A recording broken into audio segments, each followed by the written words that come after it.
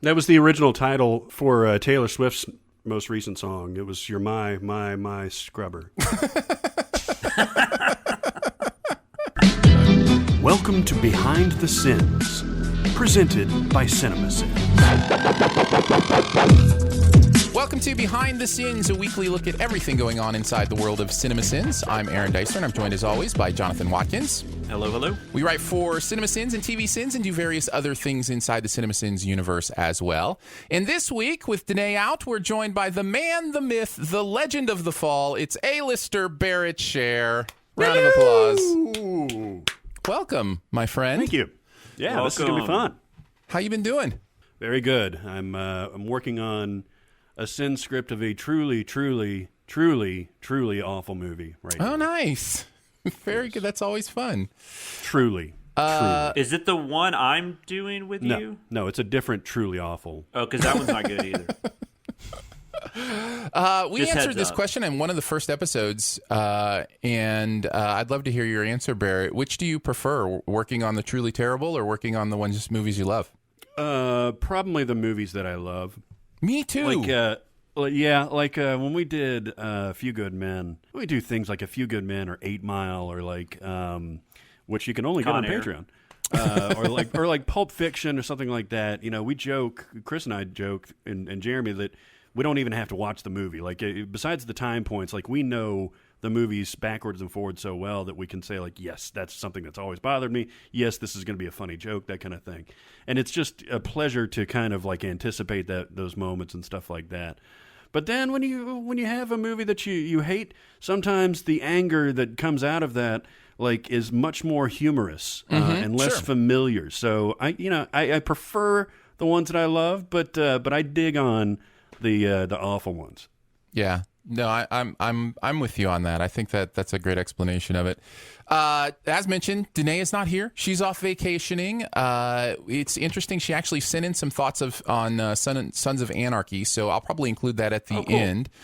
In the outtakes. And then actually, we also recorded a little mini review of It, since we're not talking about it in the episode, chapter 2. So that'll be at the end. So if this episode's like 5 hours long, you'll know why, because there's a bunch of stuff in the outtakes at the end that you can check out. That'd be really funny, though, if we get to be on this end and I'm like, I'm going to talk about It chapter 2. Listen, Jonathan, I ask you specifically.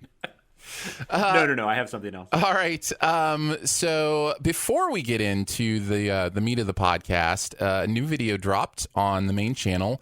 Promo for Sin Week. Sin Week 2020 is going to be happening March 12th through 14th in Nashville. I thought it was funny because at the end of the promo video, it says, the date, and it says Nashville, Tennessee. And then in the comments, somebody put, as opposed to Nashville, Arkansas, ding. Oh, nice. There is a Nashville, Indiana, so, Yeah, there is. I've been to Nashville, Indiana. Yeah, as have I. It's a nice little bed and breakfast community there in Nashville, Indiana.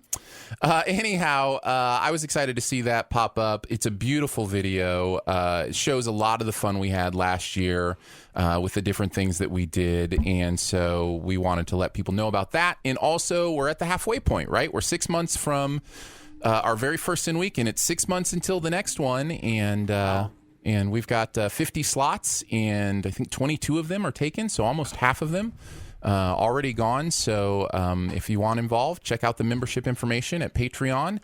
All of it's there. It's patreon.com/CinemaSins, and you can figure out if you want to come join us for a few days in Nashville. Dude, I was not ready for how much fun I had at the last Sin Week. Because we figured out how to do it upright and everything. Aaron, in particular, really went over and above with the planning. But, man, I dug every single second of that thing, and I'm super excited about the next one. Yeah, it's going to be a blast. We're going to have a good time. That was still the discussion of Us that we did the next day. That's still my all-time favorite discussion of a movie ever. Yeah, that was fun. It was just like 30 people talking about a movie for 2 hours. It was amazing. Isn't that a blast? I think it looks like the movie we'll be doing that with this year is Godzilla versus Kong. So that could be Same a lot of fun. amount of nuance and allegory versus whatever it is. I hear a lot of people saying it's basically Us too. Wouldn't it be great if it was? Wouldn't it be great if somehow they figured it out and they did a spectacular, metaphorical, brilliant movie with that. That'd be wonderful. I mean, you can make a good Godzilla movie. Of course you can. Happened. Of course you can. Just not sure that will be the one, but we'll see. No, we'll see. Anyways, if you are interested in joining us, we had a blast. It's a lot of fun. You can check out the details again at patreon.com/CinemaSins, and we cannot wait. It's going to be a good time. All right, let's get into it, guys. We'll kick it off with the Sinside Scoop. What's he building in there? I've got a secret. Pay no attention to that man behind the curtain. This is a true story. So we're going to take a look at the actual videos from the week, the process of sinning them, our personal feelings on the show or movie in general, or music video. And I think we're going to rearrange kind of the order we do this in. Usually we've just gone chronologically through the week. I think with now, starting with September, TV Sins is doing 2 videos a week. What we'll do is we'll instead just kind of go in a more logical order just by channel. And so we'll start with this week will be even a little different because the 2-parter of It, we probably want to talk about that together. But in general, we'll go TV Sins, music video sins, and then cinema sins, and that's kind of the order we'll go in. So let's start with... we should do TV Sins, then we should do It Part 2, then we should do It Part 1, and that will really bake some noodles out there. Yes, that'll be a little less confusing than It Chapter 2, the movie. All right, let's go with Sons of Anarchy. We'll start it off with TV Sins. This was a Dicer Hughes Watkins joint. I gotta say, this pilot did not interest me at all. I was not excited to see any further episodes. There are some... Really? Yeah, there are some good performances in it. I thought particularly Ron Perlman was, fine, and Charlie Hunnam's fine. And Katie Seagal is probably the standout for me. I think she's great in this pilot. But I've gotten tired of anti-hero shows in general, just because there's so many of them. And I realized this one came out before I was probably tired of them. And if I'd watched it from the beginning, maybe I'd have been into it. But this also didn't really have... the pilot at least didn't really show us much of the hero part of the anti-hero. So is this the first time you had watched it? Oh, yeah. Yeah, this was my first experience. Did you watch this show, Barrett, at all? No, this was the first time I've seen it, too. Yeah, and I had the exact opposite response because I was not looking forward to it. It looked gritty and grungy, and it looked like just kind of gross on the top of it, and it's not something that I'm really interested in. I'm not really a big motorcycle guy. I was intrigued. This is a very almost Shakespearean type of mythology or world that they're setting up, and I was intrigued. Probably not enough to where I'm going to dive right into the series, but if I were forced to watch it, I think I would enjoy it. I watched the first, I think, 6 or 7 episodes when it premiered, and I just got tired of it. I just didn't really care for any of the characters. I liked the acting. I just had a hard time giving a shit about what happened to anybody, which maybe that's the point. But yeah, I think I liked it better than you, Aaron, but I know what you're saying. Yeah, and don't get me wrong. This isn't a a hatred of this show, or this isn't me saying it's even an awful show. This is me saying I just have zero interest in watching more of it, and that's different. It's just a disinterest from me. It's not something with all the time, that I'm trying to navigate all the different TV shows that are supposedly amazing that I'm supposed to watch. I'm not going to give time to this one. It's just not interesting enough. Well, and this is one more than most where I have found, I know quite a few people that are fans of this show, and, obviously it's already ended. And this is one where it seems like very all over the map with people's opinions of, the entire arc of the series.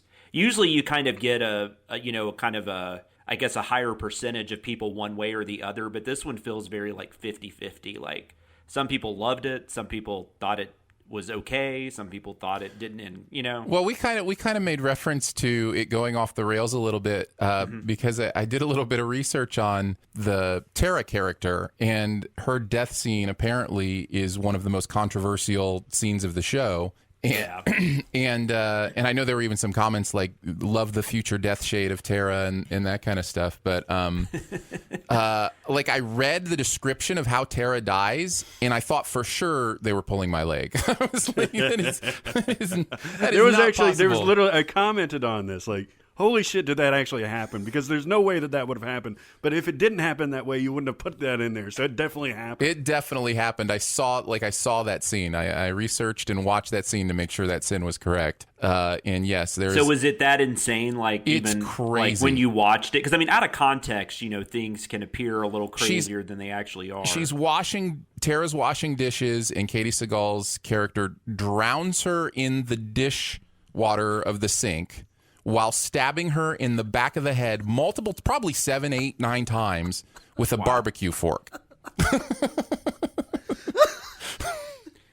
It's really interesting. I got to give it up to. I may watch the series now just because that's so insane that I respect that writer's room. Right, like, and that's kind of what Jonathan was saying, right? Like, you can go one of two ways on that. You can be like, I embrace this. This is hilarious and amazing. Or you can be like, okay, enough. What else did you guys like from the video, or thoughts on the actual video itself and the writing process? The CSI Miami thing, that's just never going to get old. Me either. I'm sure at some point, like, it's going to be like Barrett or maybe even Denee is going to be like, you guys really need to quit this shit. But I know Aaron and I love that more than life itself, so it tends to pop up. And that can be a good TV Sin staple, I guess. Yeah, no, it's a lot of fun. And we got props in the comments for doing it in the proper order because people mess up. Like I think they subtracted a sin from the video for us doing the CSI Miami thing correctly, which is you pause, put on your sunglasses, then pun, then scream. That is the order. That's how it's supposed to go. How is it done inaccurately? You say the whole thing, and then you put on the sunglasses and do the scream. You'll see that sometimes. So yeah. No, that's some bullshit. Right. Exactly. Oh, David Caruso, you gave us so many moments. It was just a really funny episode. Like, I had very little to do with the writing on this. This was pretty much you and Denee knocked it out, and it was very funny. Oh, that's true. It's interesting. We should mention that since we're all behind the scenes here and everything. With TV Sins going to 2 a week, it used to be that Jonathan and I would write on all the TV Sins, and then Denee would join us on a few, and now the three of us are kind of splitting them out together. So this one technically, I guess, was Dicer Hughes with Watkins jumping in and helping at the end, right? So it's a little bit different. We call that, shadowing? Barrett, I think is what we've called that, like shadowing a script kind of thing, where you have influence on a script, but you're not necessarily writing a full script for it. So Jonathan shadowed on this script. Denee and I wrote it.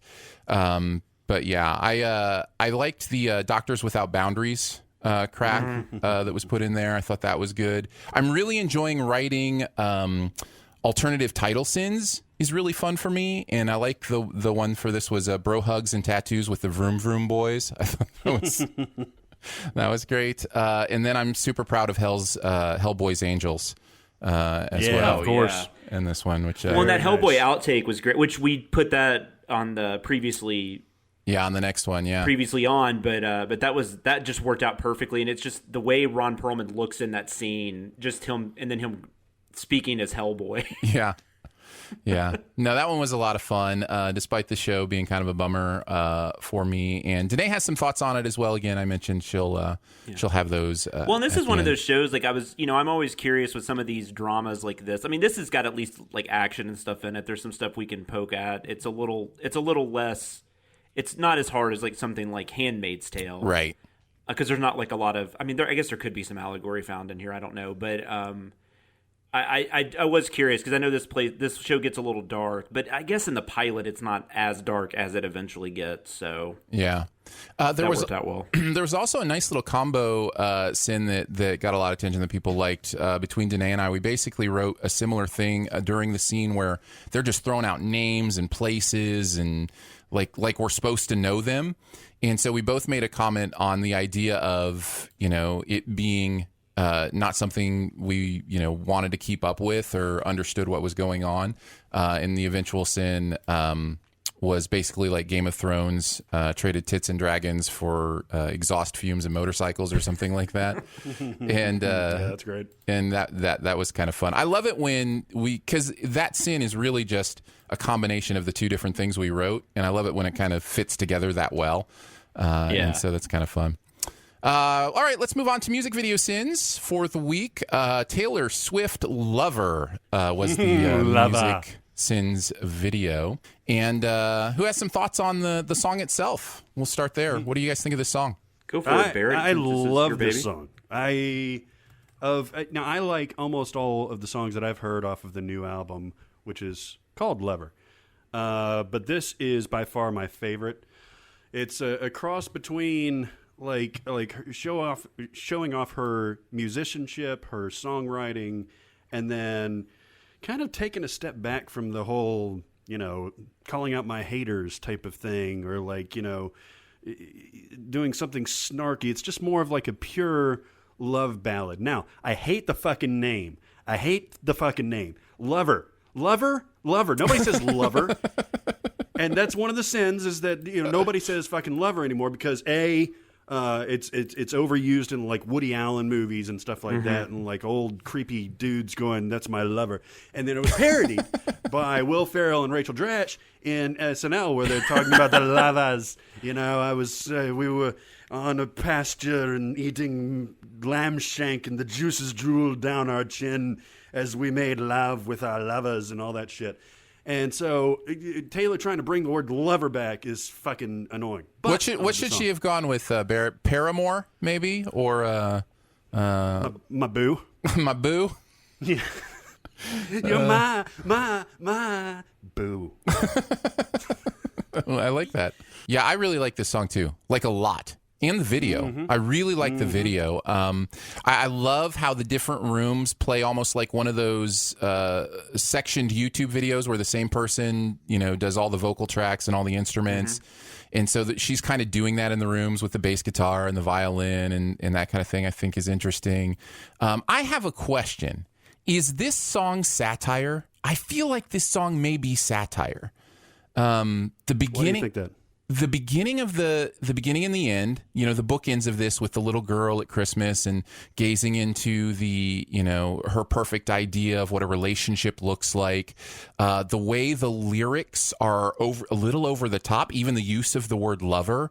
There are things about the way she's saying these. I should look up the lyrics and give you some examples, but where I'm kind of going, is this like one of those things where the Turtles were great at this, to go back to the 60s. Happy Together is almost a satire. In fact, it's really kind of about unrequited love, but people take it as a love song, right?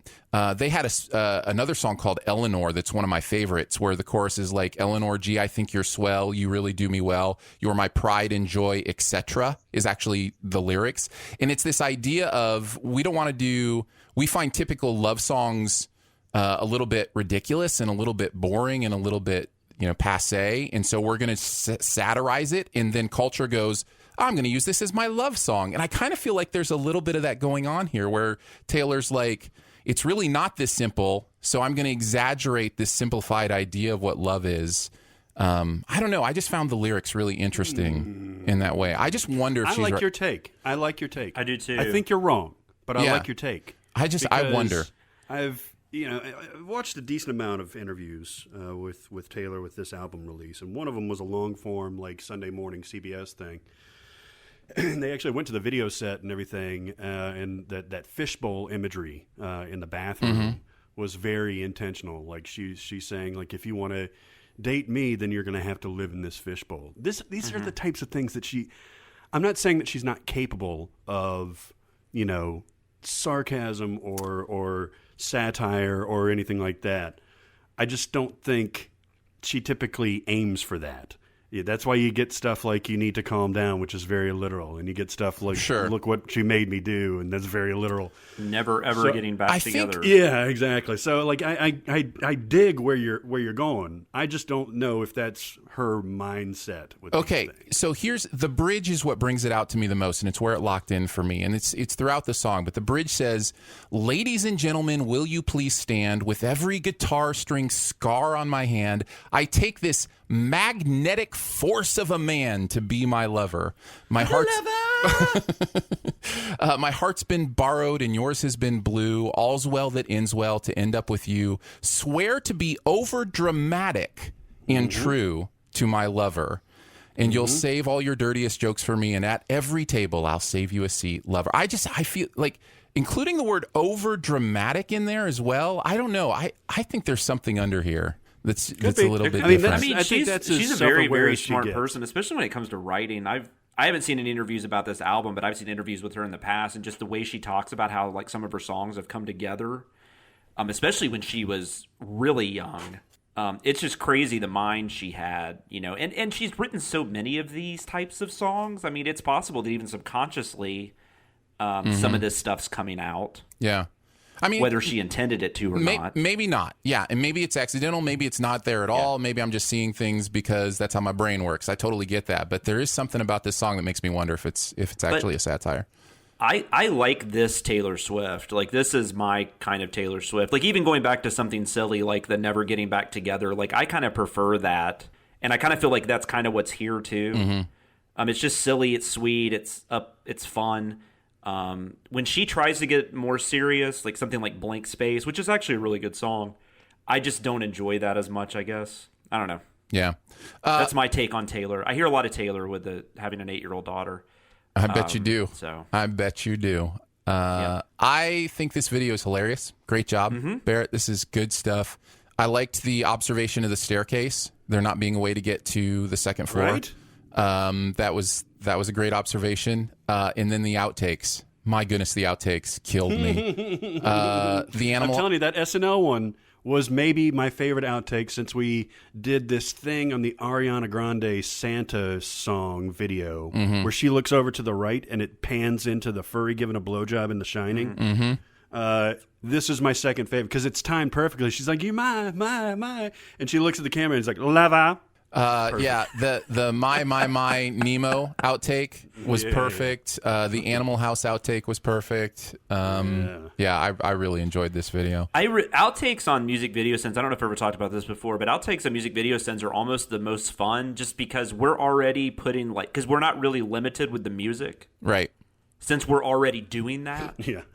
So you can just kind of go bananas.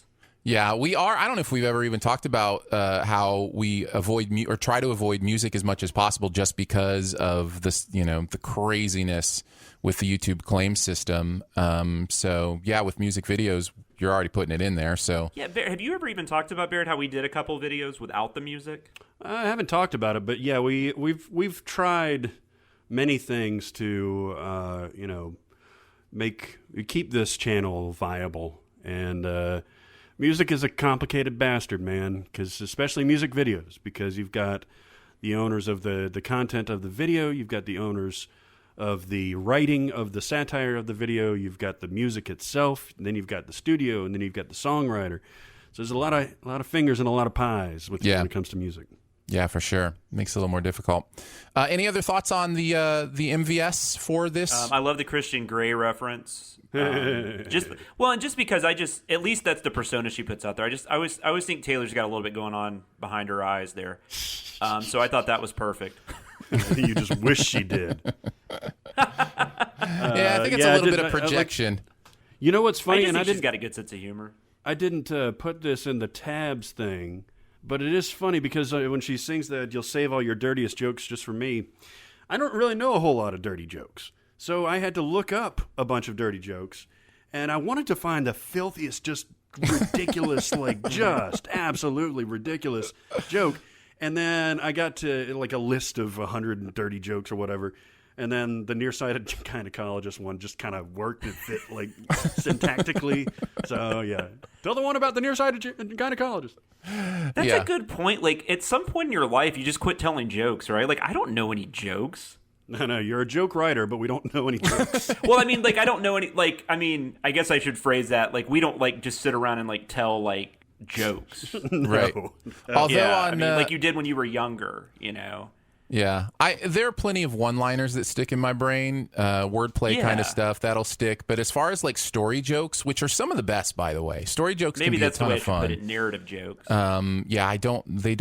I don't hold on to those. Other than the dirtiest joke I ever used to tell as the sweet Christian boy that I've always been, involved the psychiatrist who had a patient that one day walked in and instead of wearing clothes, had just wrapped himself in cellophane all the way around instead of wearing clothes. And the psychiatrist said, "Sir, I can clearly see your nuts." And that's the earliest joke Nice that I ever told. All right. I know some dead baby jokes that I'm not going to repeat. Oh, but- there you go. There you go. Let's move on then to music from behind on Music Video Sins. Yay, we have Barrett on. Yes, this will be good. I'd like to hear some. This will be more than me and Aaron and Denee going, "That was funny." That was hilarious. That's basically all this segment is just us just being like, Barrett is hilarious. But now Barrett can tell you how he is hilarious and why this stuff happens. First, I just have to start off by saying Ginger Jesus is one of the best Ed Sheeran names I've ever heard. So well done. I really want to know how this one came about. Do you want to start there? Do you want to just kind of give us a little, your own behind the sins on Music from Behind and how it started and how the process goes for you and how you do these things? Yeah, so for the first few of these, in fact, up until this one, it's been mostly me writing out a narrative script, which is different from what we do typically, and relying more on absurdity and visuals than we typically do because we're not lampooning an object. We're lampooning a career or a figure or that kind of thing. So we start off with a ridiculous premise. Now, some of this is actually buoyed by some writers from our production company, Made In, so shout out to them. And then the editors do amazing work, Chris Creasy and Ashley Stamper, actually putting these things together in the most absurd way. And because the visuals are, you could say a huge part of making these jokes land. It could be a funny joke, but if there's nothing that's on the screen that's really yelling at you, then it's not gonna land. Can I interrupt and ask a question about that? Mm-hmm. So in this one of my favorite things is that I think Rupert Grint is thrown in there a couple times. Now, is that something you put in the script, or is that something Made In does just because they think it's funny? They did it because they thought it was funny. That's I think great. It's something that we had talked about in a meeting beforehand. But it's things like that. It's things like putting Liam Hemsworth in the Miley video as her brother. It's just that's all the editors, and they're awesome. Yeah. Yeah, no, I love that's an underappreciated thing, and we've actually talked about next time one of us, is out of town for Behind the Sins or whatever, is actually having somebody from Made In come on the podcast and talk a little bit about their role. And it's a company we work with that helps us out with editing and different things like that. And they're clever, funny people who do have a little bit of influence on some of the jokes that hit and don't. And yeah, it's really cool. Yeah, this one. We all we have fairly regular meetings about this show, and we come up with top line premises, right? Like Ed Sheeran is Prince Harry, or right, Cardi B is a bird, or something like that. And then we go from there, and so from that, it takes me getting into weird Nick Cage and Gone in 60 Seconds, where he's just like, okay, let's go. It takes me getting into that headspace, and then I'll punch out a script within 4 or 5 hours or so, and then I go back over it, and I'm like, is that absurd enough? And so I'll tweak it to make it a little bit more absurd. But there's always this little toehold in reality to where you've seen the comments about I thought this was real until this and that kind of thing. I want it to have some sort of basis in reality.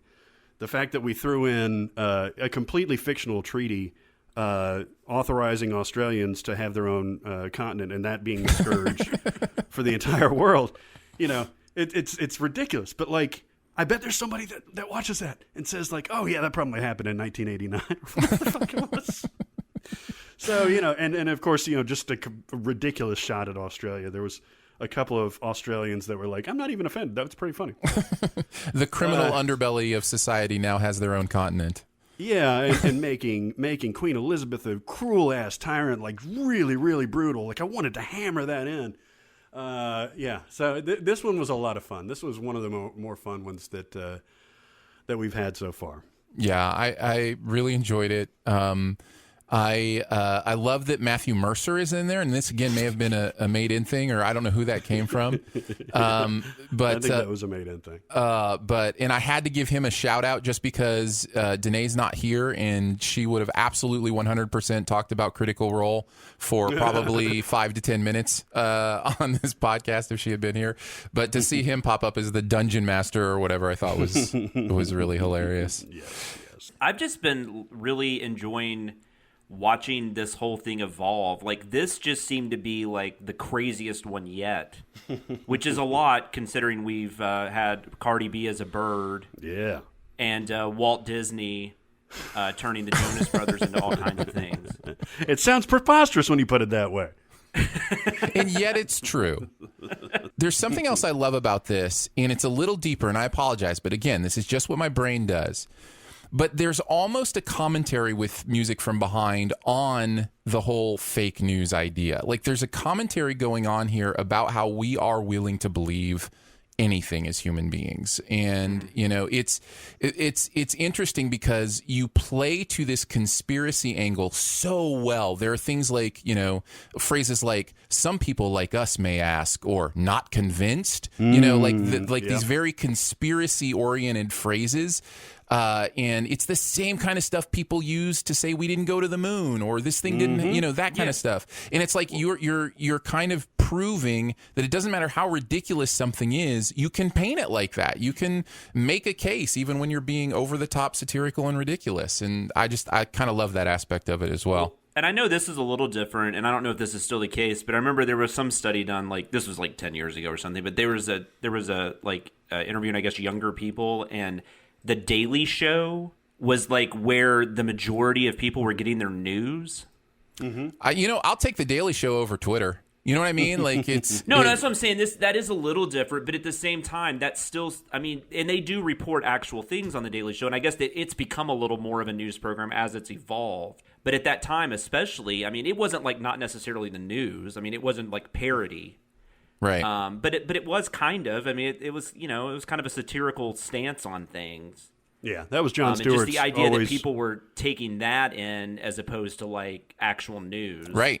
Yeah. Totally. That was his defense. Was anytime anybody would challenge him on his content, he'd be like, my show's on after dick joke talking puppets, you know, that kind of thing. And so he could kind of get away with that. But yeah, there definitely was that undercurrent of it. Well, and it's like it genuinely is the same thing that we deal with, you know, people, you know, taking us as serious movie critics. You know what I mean? Like, it's almost identical. The idea that they're doing satire while they're also making true statements and saying things that make sense and, you know, are about actual things. That's kind of what we do. We have the satire and the jokes and also, you know, real criticisms together. I'm a joke writer who doesn't know jokes. That's exactly. We discussed this. Well, I'm glad that you picked up on that conspiratorial thing, because that's literally a conversation that we have and have had, including language that a lot of these conspiracy theorists use. Now, what we don't want to do, or what I don't want to do, is cross that line to where you just mention something and not come back to it, because I don't think that's what this show is. I think it's making a ridiculous posit and then supporting that argument with ridiculous facts. Instead of just like throwing out Alex Jones stuff. Like, well, this happened, we all like accepted logic. Now that does work for a certain amount of people, but I don't want it to work. You know, but right. We are indeed, your reading of it is exactly correct. We're pointing out, you know, the absurdity not only of this premise, but also of media consumption and, you know, how we can frame it through the lens of a behind the music parody, and make it sound believable. A lot of that starts with the type of narration that we do, making it very authoritative and like, you know, it sounds like this person knows what they're doing. And so when you do make ridiculous statements, it carries some sort of, I don't know, platform that can make that absurdity seem plausible, at least for the moment. I think my favorite thing about this was the beginning, where you were just saying, or the narrator was just saying, like, look at this picture of the royal family and Ed Sheeran's not there. Like, and it's just, but the way you deliver it is just so like matter of fact. And still you're not even convinced. Thinking like, well, why would Ed Sheeran be there? All right, let's move on to CinemaSins, shall we? Oh yeah, Let's do it. Technically a 1-2 punch in this week of CinemaSins TV Sins. I found the reactions to that a bit interesting. They were kind of all over the place with the fact that part 1 was on CinemaSins and then part 2 was on TV Sins. For the most part, people understood the crossover and what we were doing and moving people to the new channel and making sure people knew about it, that kind of thing. And then there were just people who were just so confused. They just could not figure it out. And there were those comments of, why is this one on TV Sins when, it's on CinemaSins too? And it's like, this is the perfect example of something that could be on both, right? It is a movie, and it's also a TV miniseries. Like, this works, right? yeah, Yeah. This is a perfect encapsulation. I mean, Yeah. It's a 3-hour miniseries. I believe it was 4 parts, right, when it first aired. Oh, I thought it was 2. It was 2 nights. It was 2 nights. Okay. Yeah. Okay. So that we got it really right in the middle there, right, as it transitions more to what you see in part 2 in the movie that just got released. But no, you can't get more of a softball in order to do a cross promotion or a cross episode thing than this.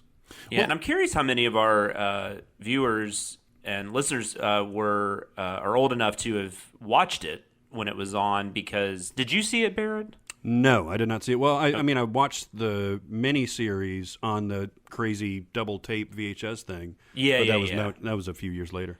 Because I just don't know, people these used to be huge. Like TV movies of the week and miniseries used to just be like appointment television.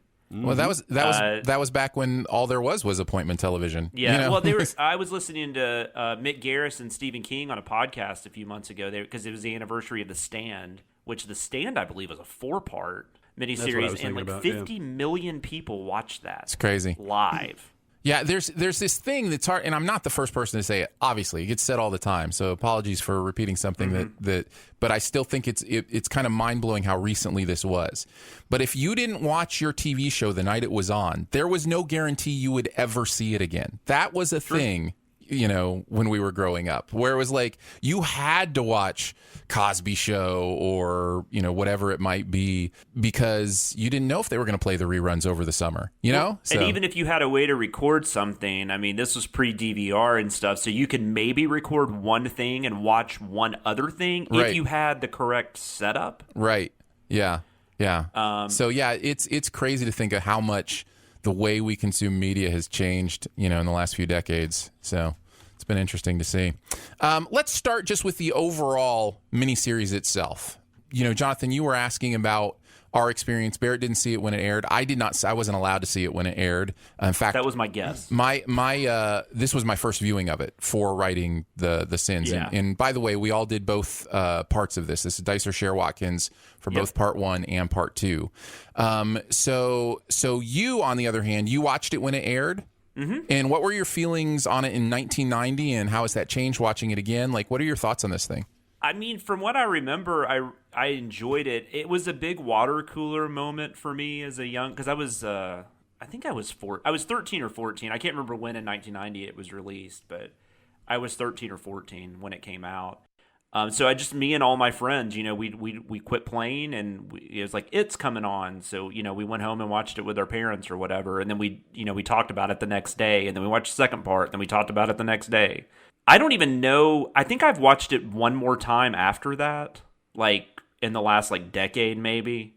Because like you said, it wasn't like it came back on. And then they would release like the VHS tapes or whatever at some point, like Barrett was talking about. And how did you feel about it, all this time later? It doesn't hold up. That's, you guys both have this opinion. I think Aaron may even hate it. But we'll get there. We will get there. Yeah. I found it. I remembered really nothing about that time that I did watch it on VHS. Yes, it's stilted. The acting is not all that great, especially with the kids. But they're kids, so I cut them a little slack. Of course. The kids are fine. And I thought this was okay. The adult acting is not very good. It feels rushed, especially in the second part. But I didn't mind it. I thought it was perfectly fine. I would take this second part over the one that we just got. 100%. Honestly, and that's no bullshit. Like I'm serious. I would rather watch this second part as bad as it is, more so than I would want to watch this chapter 2, all 3 fucking hours of it again. I agree. I would rather watch the miniseries than It Chapter 2. And we talk more about that, obviously, in our little mini It review that will be in the outtakes. But I don't hate this. I don't. In fact, it's really interesting. I think it's really bad. I think it's just... it's almost a testament to how much we've evolved our ability to tell stories in the last 30 years. As it is just that... that's a 90s miniseries. That's what it was like. It was very soap opera-y, and the acting was very weird and strange, and it just... Why is it so mean? Well, and it's interesting, too, if you read about it, because Larry Cohen, I believe he was there from the get-go. He's the screenplay writer, and he's a really good writer. Originally, it was going to be like 8 or 10 hours, and then they made them cut it back. And so I think that's where you get why it feels so rushed, especially when it gets towards that last hour and a half or whatever. Well, and the biggest example of that for me is the Audra stuff. She's in it for 5 minutes at the beginning, 10 minutes in the middle, and 10 minutes at the end, and yet the movie wants to finish with that being the big triumph as their relationship. It's like in that whole Audra scene where he's, running down the sewers yelling, Audra, like he's Rocky at the end of, Rocky. So it was one of those things for me where I could feel that I was missing pages, right? Like you can feel that sometimes when you're watching an adaptation, like they're just pages missing. And even the Henry Bowers stuff too. I will say this. The reason I can say I don't hate it is because it actually made me more excited to see the new big budget version. And so there's something about this story that is interesting enough to me, that is fascinating enough to me, that that the miniseries actually made me go, I wonder what they'll do with this in the new one. So it's not like I hated it. It's just I just think it suffers from its own from its own time period, for one, and its own inability to, be as big as it needs to be.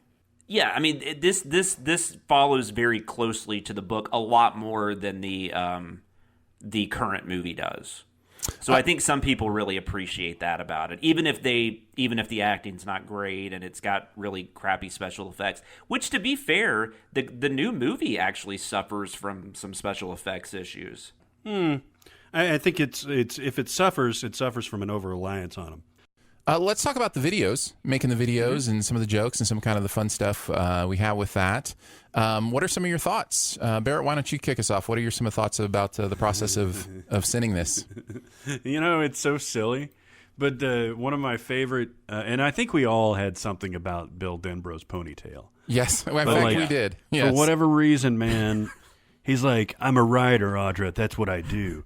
And just adding that, and ponytails. I do ponytails too.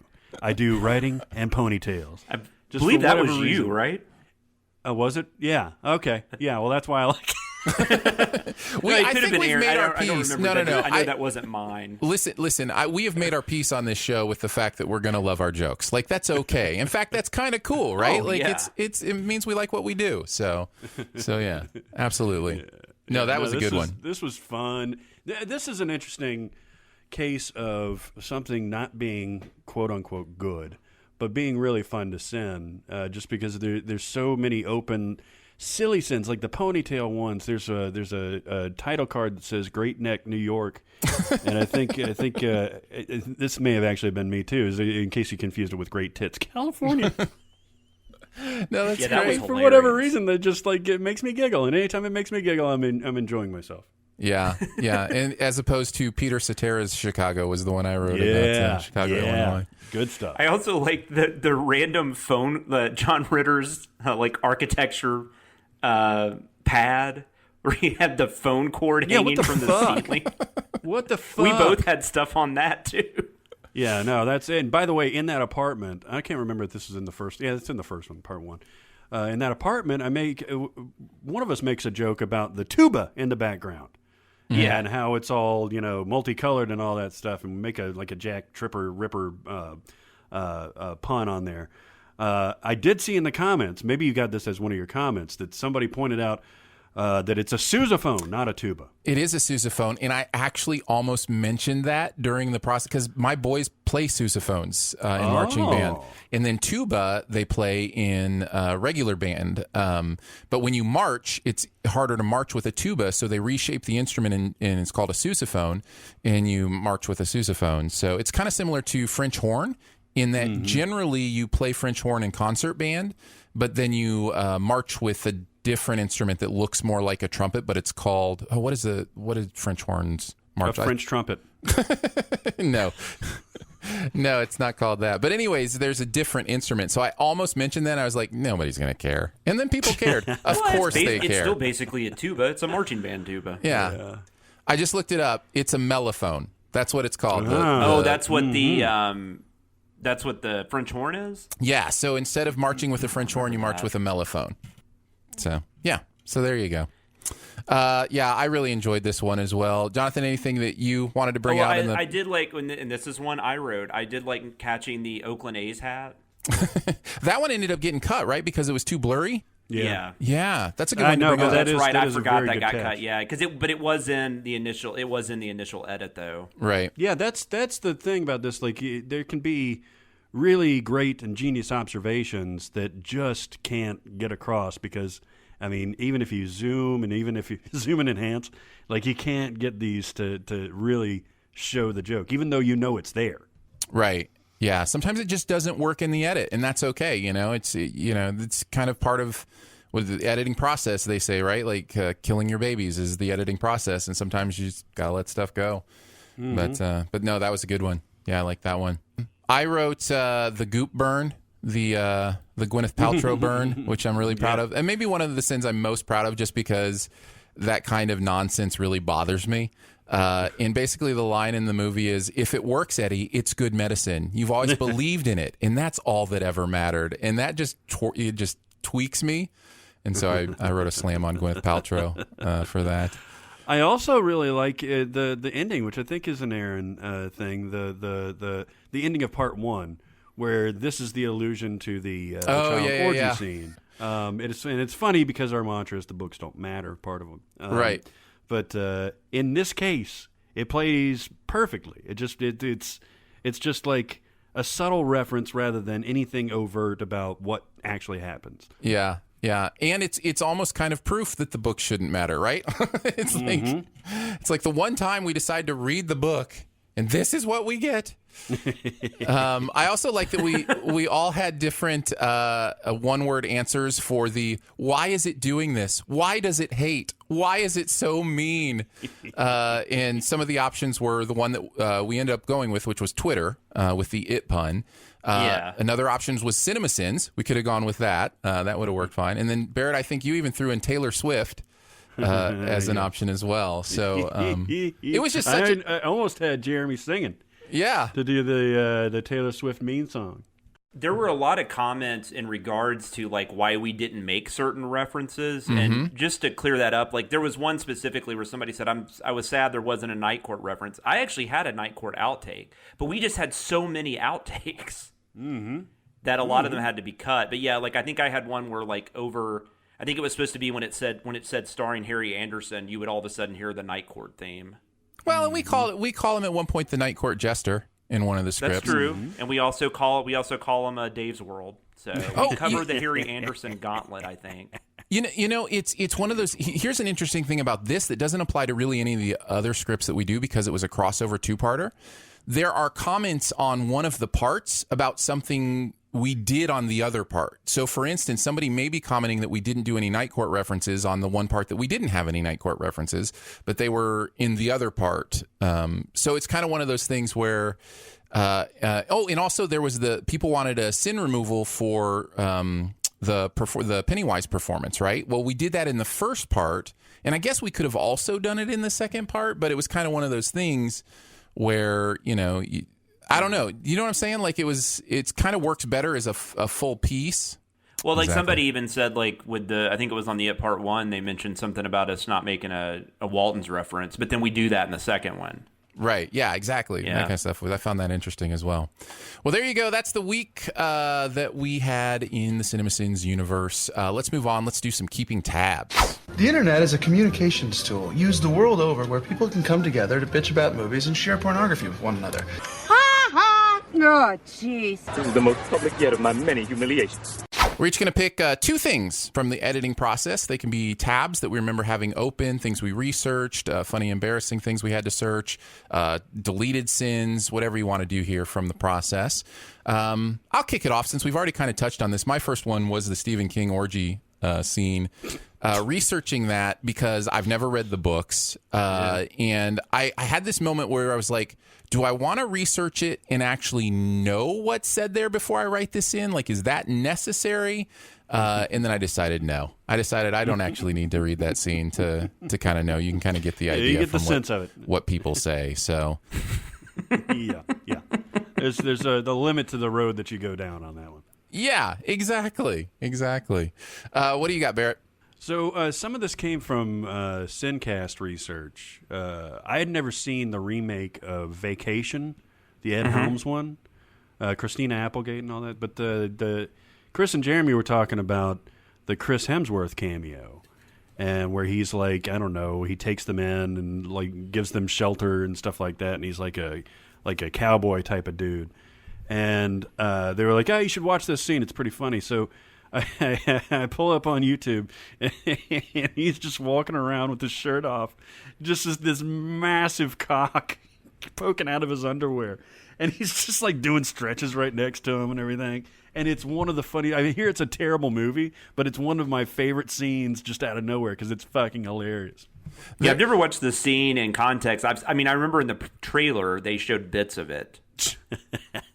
Yeah, But it so did that look was like, one much of the like one- Ghostbusters, he was going to be the funniest part. Yeah, exactly. And I forget what Google search term I used, but something like Chris Hemsworth cock. Well, Barrett, I'm going to guess you're not the first person to search that on the internet. I'm going to guess. I like that you're making up this whole vacation story. Yeah, right? Like, there are some movies like that, though, where, even in horrible movies where there are, scenes that are so hilarious that they just completely work out of context. Yes, no, I it's mean, funny that's stuff. the reason that I was looking at that was a question on Sincast saying, what is a good scene from a terrible movie? Yeah. And that's what Jeremy mentioned. I was like, I got to check that out. And check it out, I did. All right, Jonathan, what's one of your keeping tabs? So in, I believe it was the part 2 of the miniseries. Yeah, it was, because it was John Boy, or Bill Denbar, or whatever his name is. When he goes to see his brother's grave, I noticed there's like a focus on a tombstone nearby that says Reverend Peter Terranova, and they focus in on it enough to where I'm like, what is that about? So I just looked up out of curiosity, and it actually, it was really weird. Like, it was almost like basically it was a prop from an episode of there was a TV show called Wise Guy. Do you guys remember this show at all? No. I don't think Kevin so. Spacey was actually in a season of it. That was like where most people started seeing him. Like, so that's all it was. But I just thought that was interesting. It was like it was from an episode of this show Wise Guy. And they just, I guess they were shooting around that area. They needed some tombstone props, and so they just planted that one in there. That's great. But it's really weird in the movie because if you watch that scene, like they really focus in on that, like they want you to see that. But I'm I couldn't surprised find you any found reference that. How did outside you of find that? And then there was also, but I came across like all these different name references in that movie, or in the miniseries, and apparently when Beverly goes back to her home. When she's looking at the names on where the buttons are, there's one that says Starkweather and there's one that says Burke. And Starkweather was actually a reference to Charles Starkweather, who was like the real life Bonnie. It was like another Bonnie and Clyde. And then the Burke was William Burke of Burke and Hare fame, the grave robbers from Scotland. Do you guys know that? No. There's been a couple of movies made about him and like books written about him, but they were grave robbers in the 1820s and I believe Scotland. they were robbing graves so they could sell them to people for medical studies. And then eventually, I guess they ran out of graves to rob, so they just started killing people. Oh, okay. They had a place where they were letting lodgers come in, and then they were murdering the lodgers. And selling those for medical studies. That's some stand-up dudes right there. Exactly. So, but yeah, no, I just thought that was interesting. I ended up coming across all this when I was just looking up that Peter Terranova thing. That's hilarious. It's one of those things where a lot of times props will get shared and that kind of stuff just because they know it's been cleared. I think there's a certain newspaper that like every show and movie uses because like all the pictures and everything on the back of it has been cleared. So you'll see, the same newspaper in Back to the Future as, in Married with Children, the TV show. And that's funny. Yeah, it's kind of interesting that way. All right, my second one is I did some searching of Pennywise's powers because if there's one thing the adaptations of It have taught me, it's that nobody really knows what Pennywise can do. Yes. Now, yes. Interestingly enough, I did have a pretty in-depth conversation in our spoiler episode on Sith Pop, which, by the way, is not Sith Pop. People thought it was maybe a Star Wars podcast and Sith Pop. No, it's SIFT POP, where my co-host Andrew, who is a huge Stephen King fan and has read the book like 3 times, tried to go into detail with, at least from the book, what Pennywise is supposed to be able to do. And that was kind of what I found when I did this search, was that if you read the book in detail, you can maybe start to understand some of the world building that Stephen King did and kind of where Pennywise comes from. It's much more celestial and, like alien power kind of thing. But in these adaptations, there's no way you can figure this out. And so what's interesting is we can sin Pennywise's powers and how it doesn't make sense in the thing. And then you'll have, people be like, well, it kind of makes sense if you think of this from the book or this other thing. And it's just like, look, the point is, if you're just watching this, you're not going to understand it. Which most people are. I mean, I don't think I even read the book, and I usually read all the Stephen King source materials. But yeah, I mean, there's something with the space turtle and going through the ether. You cannot get that from certainly not from the adaptation that just came out, and certainly not from the miniseries. So you're absolutely right. Yeah, I mean, I never get. I feel like they tried to avoid the alien aspect, but then they still left some stuff in, like the lights. Well, in just the idea that Pennywise appears as his what's his friend's name that's decayed, and we make a joke about the fact, why didn't he just appear as him normal instead of decayed? He's Belch in the Belch, miniseries. Right? Yeah. So Belch appears and hands him the knife, and I'm just like, so Pennywise can just make objects now? Because I thought Belch was a hallucination, but some people are saying Belch is actually Pennywise, and he's just morphed to look like Belch in that scene. And then I'm like, well, is he actually the moon in that scene too? I don't understand the powers of this creature. And by the way, all these powers he's given should make it very easy for him to accomplish whatever he wants to accomplish whenever he wants to accomplish it. Mm-hmm. Yeah, and I will say this: I've read the book a couple times, and I mean, and Andrew might have caught on some stuff that I didn't. But I will say one problem I have with the book, though, and this is Stephen King in a lot of his stories. Sometimes he has this thing where he wants to have it both ways, where he doesn't really want to explain it. Like, some things are just evil, and there's just evil everywhere, and sometimes it just comes up and gets you, basically. But then at the same time, in the book, I remember he tries to give this is actually in the current movie, but there's the whole bit about where she's looking at those pictures of him at the circus. Mm-hmm. Of the woman, saying that her husband, her dad was in the circus. Right. And there is this whole thing in the book where, they give, Pennywise a name. I can't remember off the top of my head. It's like Robert something. Right, yeah. But, and act like maybe at one point he actually was a like a human serial killer. And I mean, but he never really goes into it enough to where you can really understand if that's supposed to be true or if it's not. So the book itself is a little confusing too. Yeah. So when they were trying to adapt it, I don't know if that became an issue and they were just kind of taking bits and pieces that they felt like might work and might, I don't know. To me, it is a testament that it's just kind of nonsense. And actually, for the book, that might be okay, because if my understanding of the book is correct, it's really metaphorical.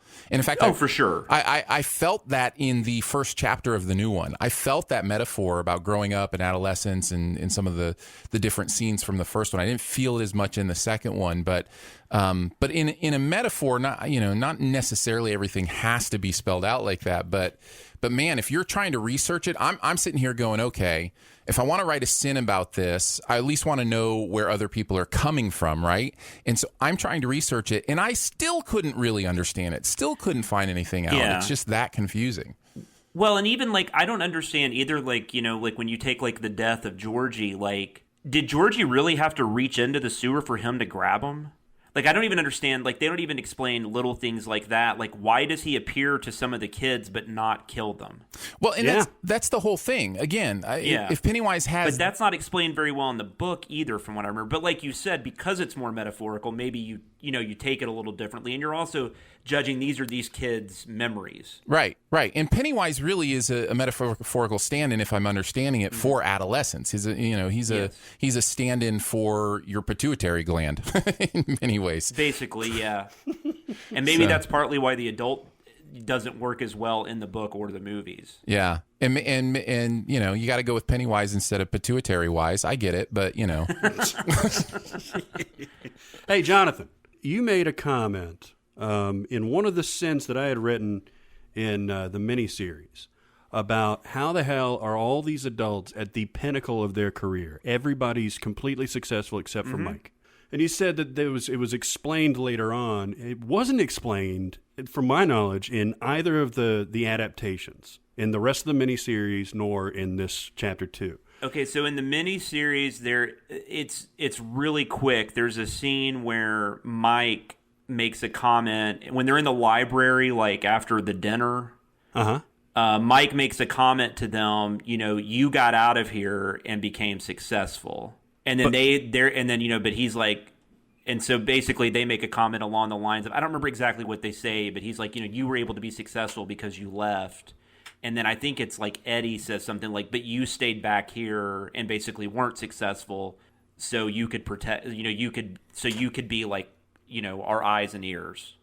I mean, I got that, but I didn't. I mean, these guys are at like the tippy top. Like Bev is like the world class fashion designer or whatever, and John Ritter or Ben is at the very top of his architectural firm. Bill is world famous and all that stuff.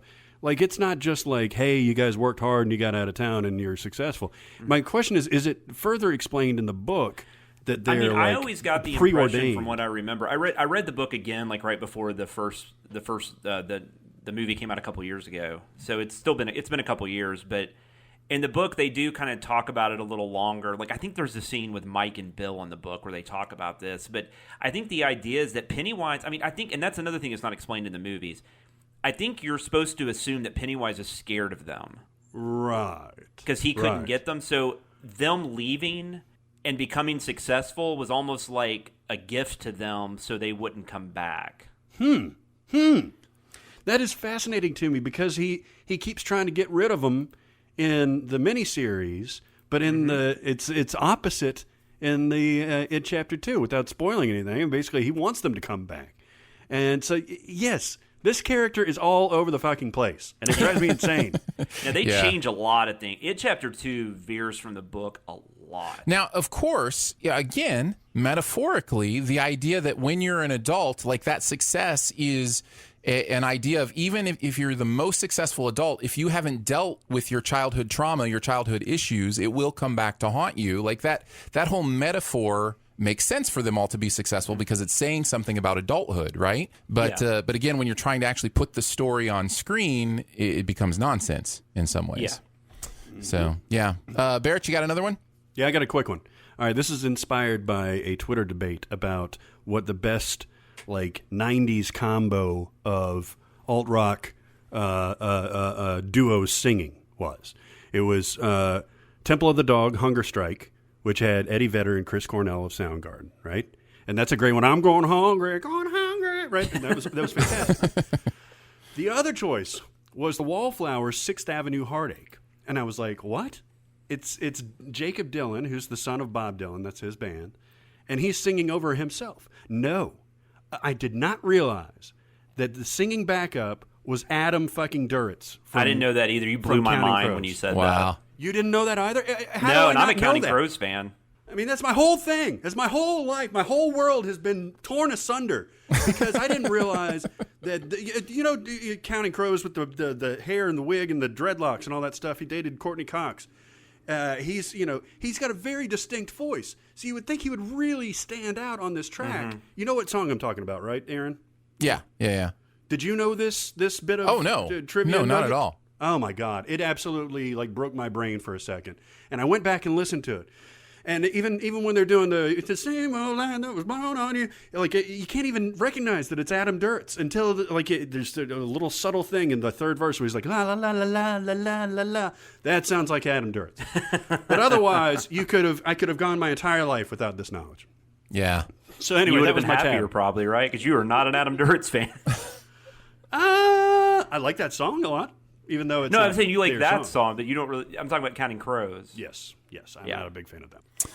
Jonathan, what's your second keeping tabs? The only other thing I really had to look up, and there is actually, I believe this sin made it in, but there's a shot of John Ritter's character. He's been grown up, and he's an architect, and he's on the cover of Time. Oh yes, and I just thought that was that's a very really good weird. sin. And so I looked it up, and apparently there were 15 architects have been on the cover of Time, including Frank Lloyd Wright, Le Corbusier, and Philippe Johnson are some of the big names to make the cover of Time. There doesn't appear to be any that were very current, as of 1990 when that came out. But I mean, quick. I don't know. Question. That just struck me as odd that they would have an architect. But I guess I'm just so used to Time having different types of celebrities on it. I guess by the time we were older. Yeah. To be honest, I almost made the exact same joke. Because I wanted to make some joke about getting it done at an amusement park, where you can get your face on the cover of a magazine. That would have been good. I didn't even think about that. But I like the way that sin was phrased, though, making fun of yourself having expended that amount of research to undermine your own joke. Yeah. I mean, it's a great point, just because, who would think, can anyone name a famous architect of the modern day? No. Maybe some people can, but it's not something that seems to seep into the pop culture other consciousness. Architects probably can. Yes, exactly. But at the same point, a lot of people other than us wouldn't be able to name the directors of the movies they love either. You know what I mean? There's levels of things we're interested in, and people are different. But it's pretty.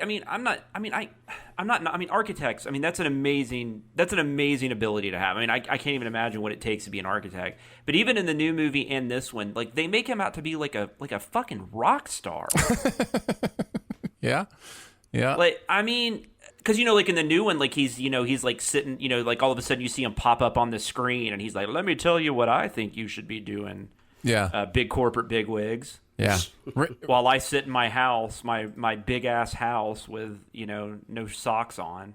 Rings true for me of all the architects I've met. That's how they've all been. Mm-hmm. So rings true for me. They're just doing coke and off women's breasts. Yep. Last time I had an architect over, I was like, quit doing coke off that woman's breasts. It was please. Weird. It's crazy. He brought his own coke and his own woman. I know. I think we just picked the wrong profession, is what we're realizing. Great stuff, guys. All right, let's move on to the comment section. I want to know what you're thinking. I appreciate your honesty. You're a real straight shooter. You are the ones who are the ball lickers. All right, we're each going to pick a comment or two to respond to from the week's videos.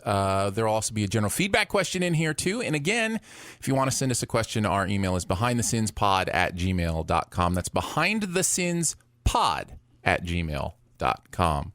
Jonathan, why don't you kick us off this time? What's a piece of feedback that you wanted to talk about? I'm going to go with a comment from It miniseries, and it was Denny Pruitt, and he said Pennywise's final F you to Stan, giving him a cross over his grave. Being Jewish was a huge part of his identity. And I just wanted to say, the reason I wanted to bring that up was because I did notice that, and I did actually try to write a sin about that, but I don't know, it just I'm glad it never you did not, felt. but it's an interesting observation. Yeah, and I did notice that because I'm like, well, he's Jewish. Why would they have the cross? And that's what I'm saying. Like, it never really came to fruition because there was nothing I could think of that wouldn't be somewhat insulting. Yes, good decision.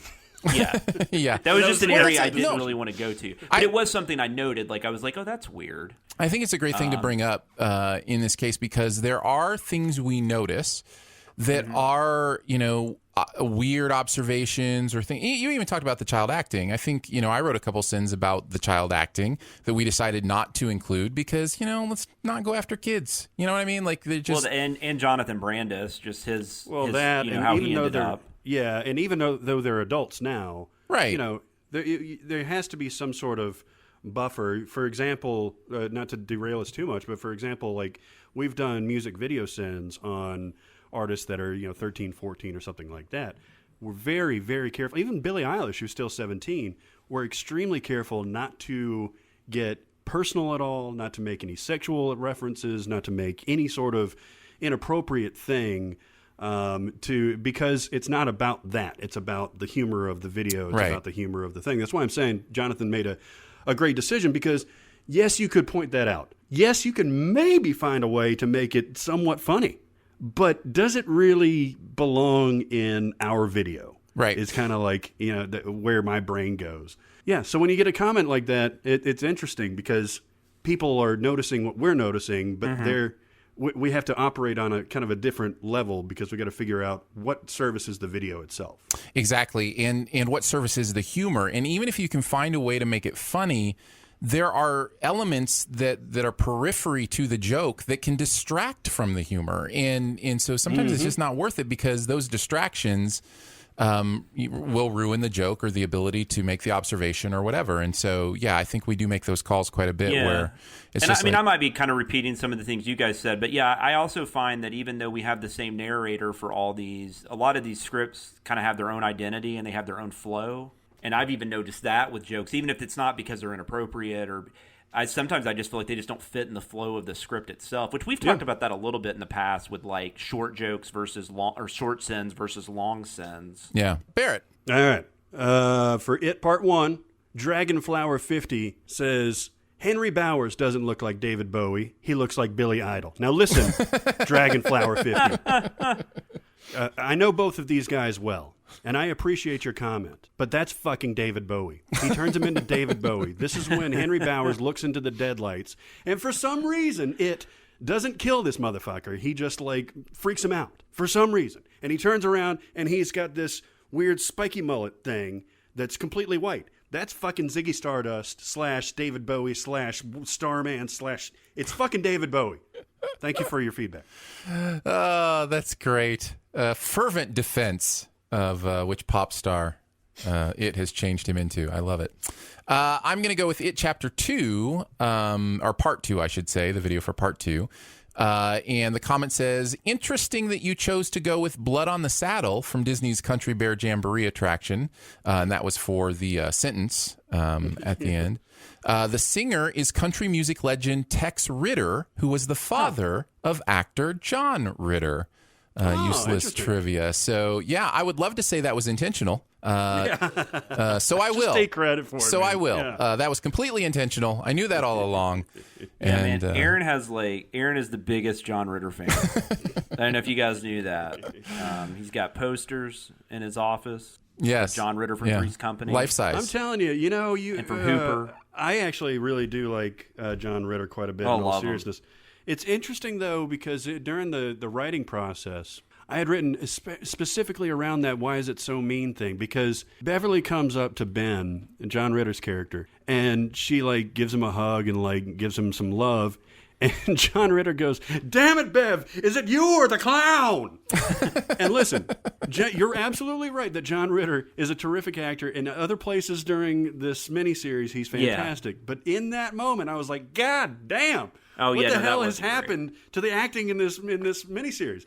I cut that sin because of Aaron's sin that references during that whole tracks coach situation thing.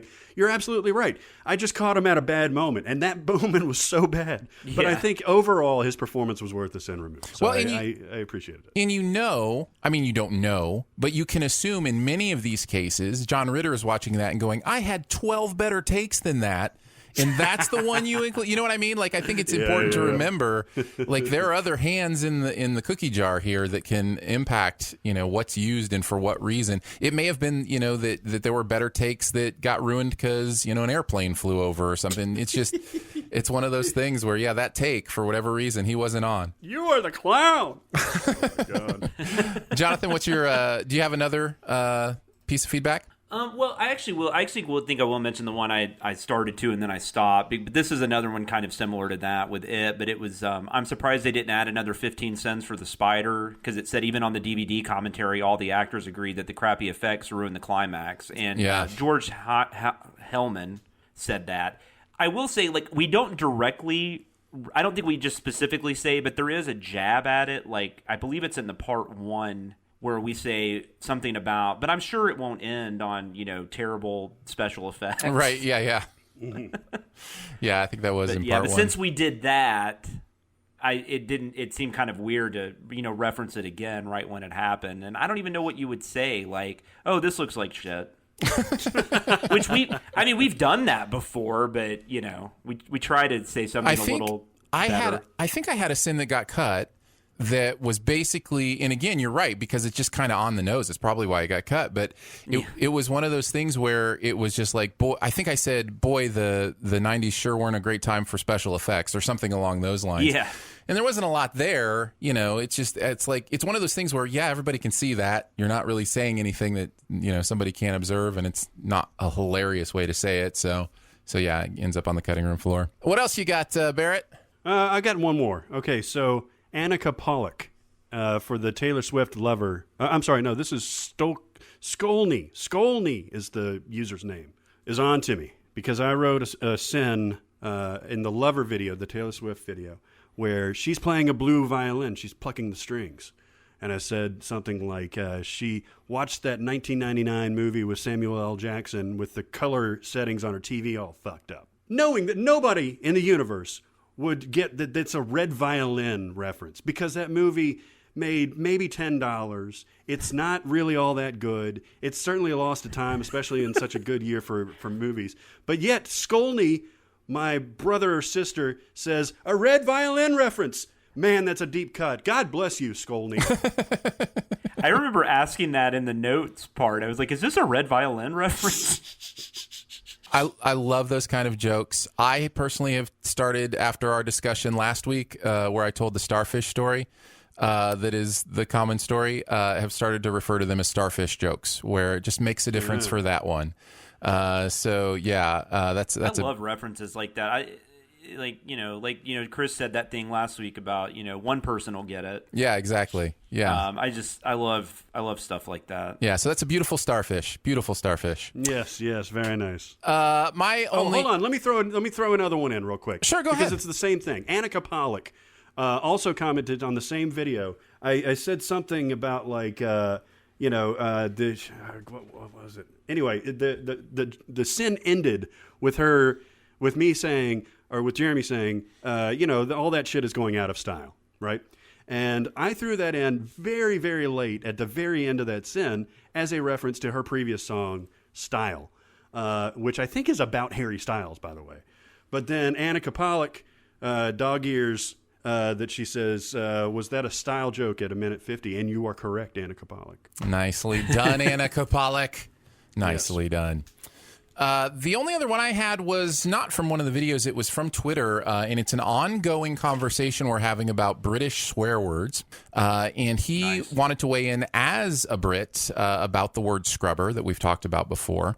Mm-hmm. And he says scrubber isn't a swear word here, but it's basically a slut slash slag with no class. So there's a 1-2 punch to it. It's like white trash slut.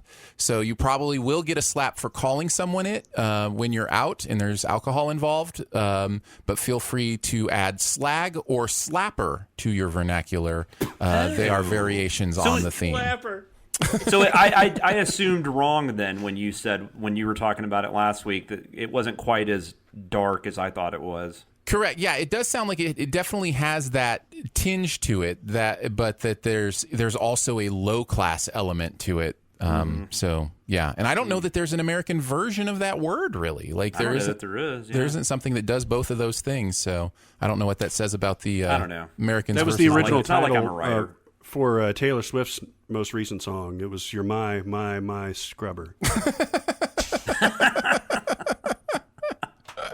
Melanie, there's something going on behind those eyes, man. She's crazy. That is perfect. That's the British version. That's how they'll release it in the UK. There's the music from behind Taylor Swift's Scrubber song. That's great. All right, let's move on to the question for the week. I wanted to use this one because we got Barrett on, and we got this in the email. Again, that's behindthesinspod@gmail.com. Comes from Nash. Says, hello, my name is Nash, and I've been a longtime supporter and subscriber of all things CinemaSins. Let me first start out by saying I think the podcast is incredible, and I love how all of your personalities meld so well together. But I do have a quick question that I have wondered about, specifically regarding music video sins, and thought you might be able to answer.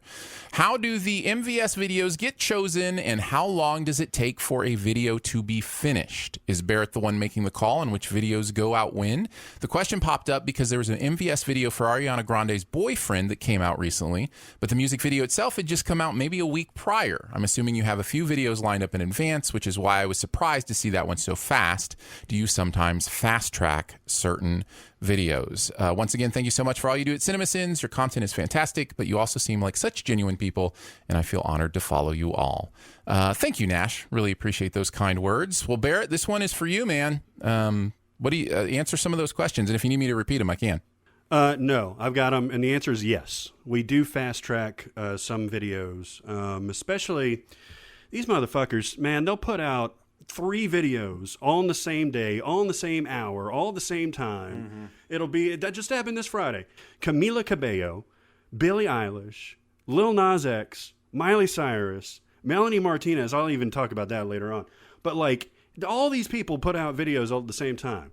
And when you know that a video is going to be successful and it's really interesting and it's with an artist that we've done before, yes, we'll fast track that. We'll write the Sins video, the script over the weekend, and I got to hand it to our editors again, and especially Jeremy, being willing at the drop of the hat to do narration for the editors to get it all together.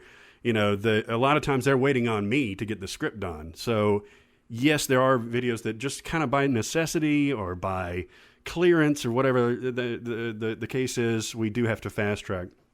But in general, I try to build the schedule out to be somewhat cohesive. The last month we did kind of internal tent poles with Music from Behind. So with the Jonas Brothers, Music from Behind, we released their Cool video the same week. With Cardi B, we released her new Press video. So I kind of like got together with Billie Eilish. We did one of her songs too.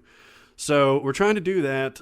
In general, though, we try to plan ahead, but man, it's so dynamic. There's new stuff coming out all the time. There's a lot of new stuff coming out all the time. I have a million classic videos that I want to get to. If it were up to me, I would do a classic video, 2 of them every week. How long does it take from start to finish on a script process, specifically for music video sins in this case? I kind of know the answer in general for other things, but I wonder if it's different for MVS, because that's part of the question too, is like a kind of a curiosity about the length of the process and how that works, and how far ahead we have to work. It's the craziest fucking thing, man, because there are some videos that I can knock out a script within under an hour. Now, that's very, very rare, but sometimes it just flows out and I feel like we're hitting. I feel like everything has the proper beats and all that stuff. I can do it sometimes distracted, like with the dogs running around and my family running around and all that stuff, and just be focused on it. Other times, it can take almost like 4 or 5 hours or something like that, even more. Sometimes you got to research, sometimes you got to cross-check, especially if we're doing like a K-pop group that I'm not familiar with. I got to research names, and not only names, but names in Korean, and then that lyrics. was always my favorite. Yeah, and then lyrics in Korean, and then romanized lyrics in Korean, and then you have to subtitle those and all that stuff. So yeah, there's sometimes where it takes a very, very long time, but sometimes, what did I just do recently? It was the Taylor Swift video, actually. She released it the day before I wrote the Sin script, and that was just one that, like, it just popped. It just kind of came out, and I'm a big fan of when those happen. I don't know that people would think of it this way because what we do is a bit different than, kind of comedy writing and other avenues or aspects. But in many ways, it's kind of the same.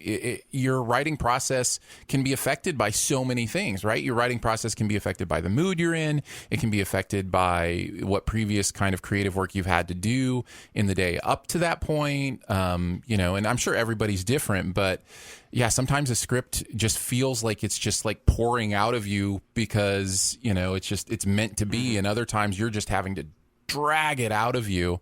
That's just normal writing, right? Like that just happens with all sorts of writing. Yep. Well, in working on MVS, I can say that the big difference between MVS and CinemaSins and TVSins, one of the big differences, and Barrett already touched on this, but we know release dates for TV shows and movies well in advance. And for the most part, those stay the same. I mean, Chris explained on this show a few weeks ago about the Boy. The sequel to The Boy got moved, and we had to kind of throw something in really quick. But for the most part, with CinemaSins and TVSins, we can work on these things weeks before and actually give ourselves so we're not as easily distracted. Like you can work 30 minutes or an hour a day on one thing, for a couple days. Whereas music video sins, sometimes, like Barrett was saying, I mean, it would get changed a couple days before it needed to be locked. Yeah, we got to go. We got to get nimble. There was one person a long time ago that tried to corral us. This was even before Jonathan started working with us, and this person was very cracking the whip. Like the schedule has to be done right now, and it has to be this way, and that kind of thing. And that didn't work very well because we have to be dynamic in this on this channel. You have to be able to follow what comes up. As much as possible. I mean, it'll take a few days to a week to get something done. There's some times where we get some copyright issues, in which case we have to go to plan C or plan D. Mm-hmm. So, it's I love this channel just because we can really do whatever we want to. And we're a little bit of like the redheaded stepchild. So are you saying that MVS is the Ed Sheeran of the CinemaSins universe? Or Prince Harry. Or Prince Harry, who knows? All right, let's move on to Beyond the Sins. To infinity and beyond! Somewhere beyond my wild history. To boldly go where no man has gone before. We're going to chat about something else from the pop culture world that we've seen recently. It can be good, bad, ugly, whatever. I'll start this time. I wanted to mention Dear White People Season 3 is out on Netflix. And I feel like this show is so buried by Netflix. I'm somebody who watched all of Season 1 and Season 2, enjoyed it, although I don't know that there's a way for Netflix to tell that I enjoyed it. But it was nowhere on my home screen, Season 3, even though it came out last week. The fact that you watched both seasons in full should tell them that you at least partially enjoyed it. Right? I don't know if they're trying to bury it. I literally had to go to search for Dear White People to be able to see Season 3. I'm about 5 episodes in.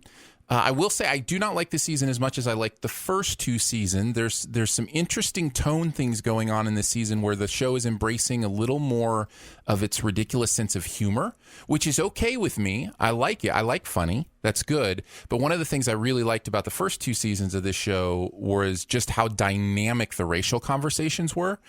And it feels all to me from an African-American perspective. And that's what I always love is to hear somebody else's, what they see through their eyes.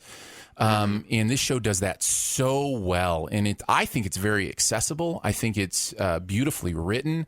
I think the character work is good in it. So if you've never checked out Dear White People, I would highly recommend at least checking out the first season. And the seasons feel pretty distinct to me. I think you could, watch season 1 and be done, and that'd be fine. Like, you're not going to feel like you have to keep watching it. But I think if you do watch season 1, you might want to keep watching it. Yeah, it's something I want to see. I saw the movie like when it came out. I'm glad that you made that recommendation, because I haven't really heard people talking about it, and I'm glad that it does resonate with you, because that's something that I would be interested in. Giancarlo Esposito is really the only big name involved, and he does kind of the narration, and that becomes a bigger role during season 3.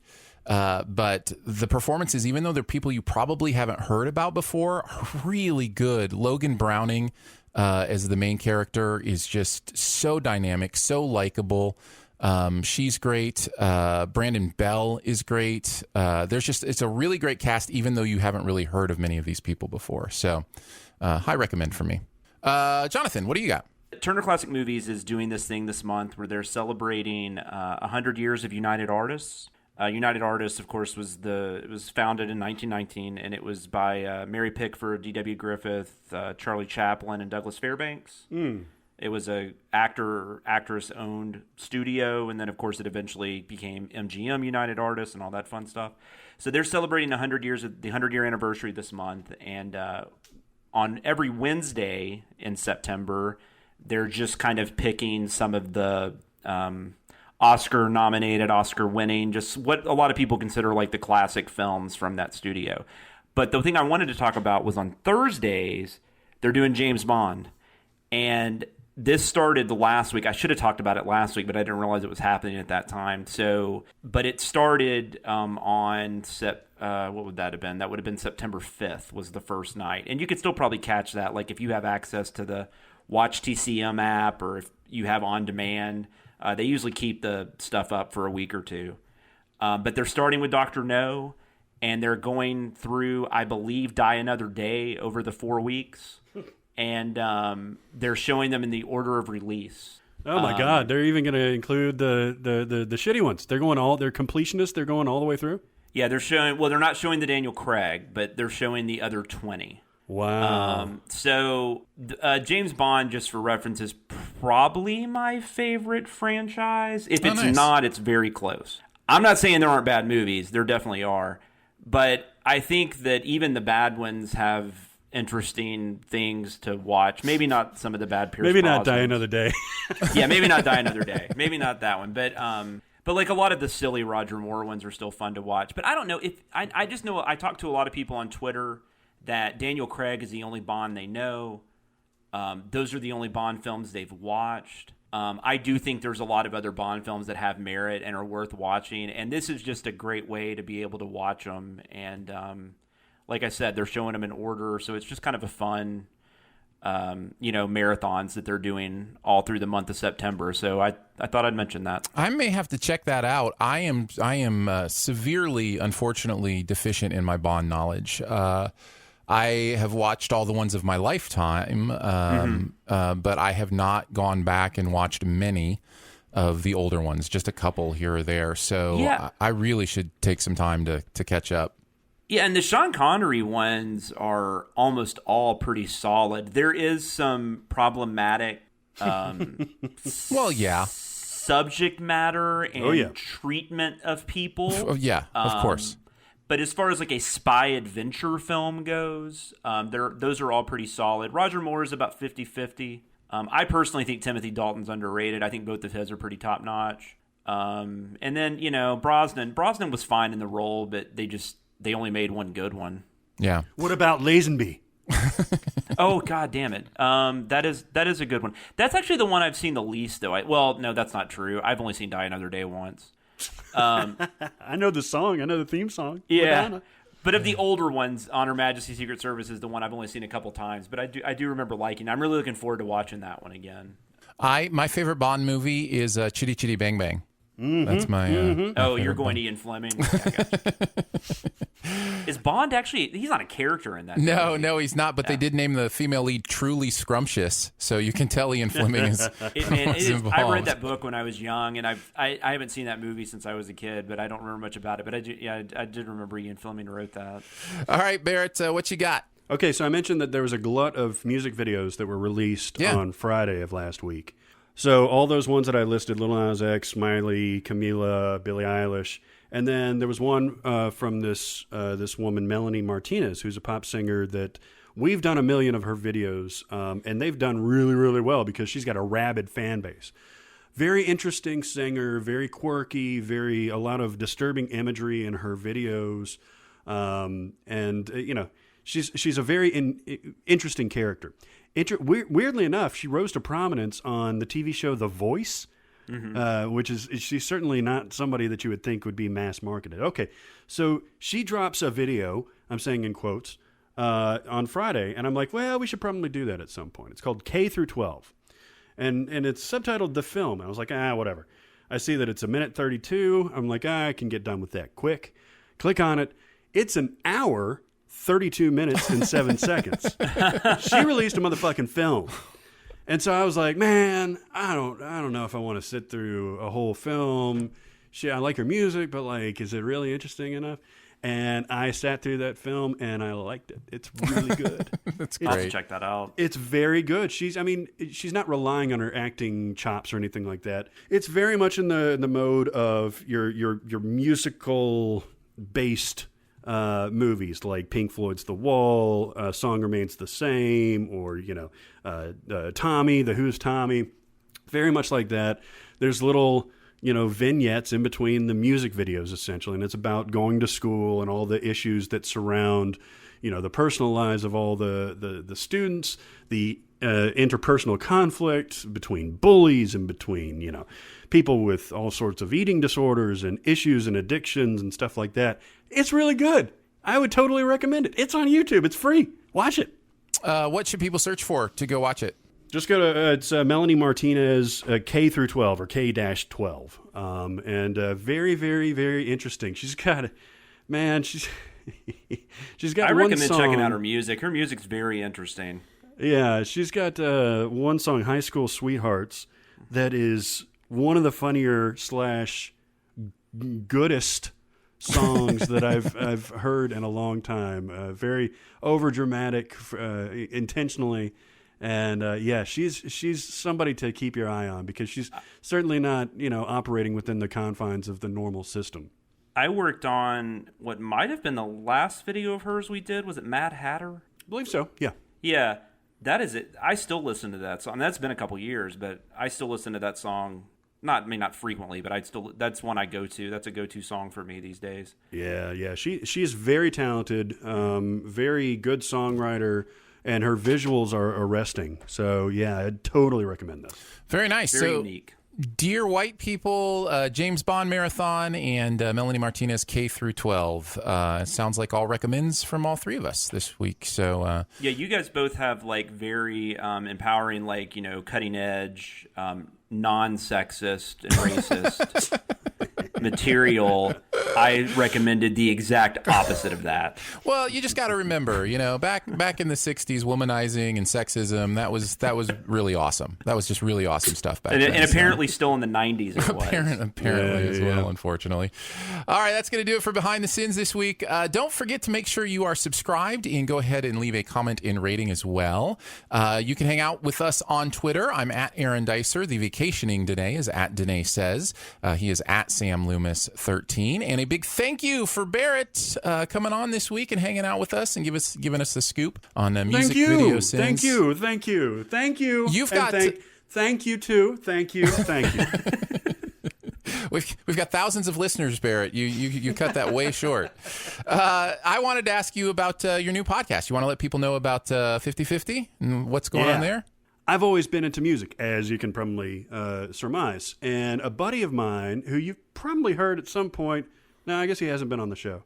A buddy of ours is Mike Hester, who's one of the most knowledgeable people about indie music in particular that I've ever met. So we're starting this podcast called 50/50, 50/50. And we're going to talk about music. I'm going to give him the perspective from the popular music, which he doesn't get into at all. And he's going to give me the updates from the indie perspective, which I used to, but I'm not really connected to anymore. So we're going to inform each other. We're going to talk about things. We're going to examine the state of popular music versus indie music, specific bands. We're going to turn each other on to songs. And it's very exciting. We've already recorded a couple episodes, and I'm digging it. I'm digging listening to it, even though I did it. Yeah, I mean, and you're not wrong, man. Mike knows his indie stuff. I've known this dude for 20 plus years, and he has turned me on to so many bands and singers I never would have known. So I believe the first episode is dropping this week. So go to Apple Podcasts or wherever you podcast, enter in 50/50 the word, and it'll be presented by CinemaSins, or it'll have the CinemaSins banner underneath it. And subscribe, listen, and enjoy. Very nice. 50/50. Again, that's the number / the word. 50/50. So for Jonathan Watkins, Barrett Share, and myself, we will see you next week. Thanks for listening. Send any feedback to behindthesinnspod@gmail.com. And be sure to subscribe or message us at Twitter. And be sure to visit cinemasins.com. Checkity check. Check. Why do our microphone checks always end up in the outtakes? Are you lonely in the studio? I'm so lonely. Halfway up the stairs is the stair where I sit. Is that from the Team America song? No, that's a Muppets thing. That's it's what's Kermit's nephew, right? Who is that? Like Lenny or something? No, who's halfway up the stairs? You've never heard Halfway Up the Stairs? I think I have. It's got amazing lyrics. Like, it's not at the bottom, it's not at the top, but halfway up the stairs is the stair where I stop. It's just, it's beautiful. Delightful. Robin. It's Robin the Frog. Robin the Frog sings it. Audio hardware, Yeti. Yeti. It looks like I'm recording. That's my WB Frog voice. Hello, my baby. Hello, my daddy. Hello, my ragtime girl. Normally, when I'm doing the music from behind, I do it in the closet. But I realized that there is no air conditioning vent in there whatsoever. And so the last one that I did was like a 4-pager or something like that. So it took about 20 to 30 minutes. I was fucking like I got out of a sauna or something like that. I was just, it was awful. Yeah, no, I used to record my voiceover stuff in a closet back in the day, and it would get so wetty. Who's providing the estrogen in the room today? Oh, that'd be me. That'll definitely be me.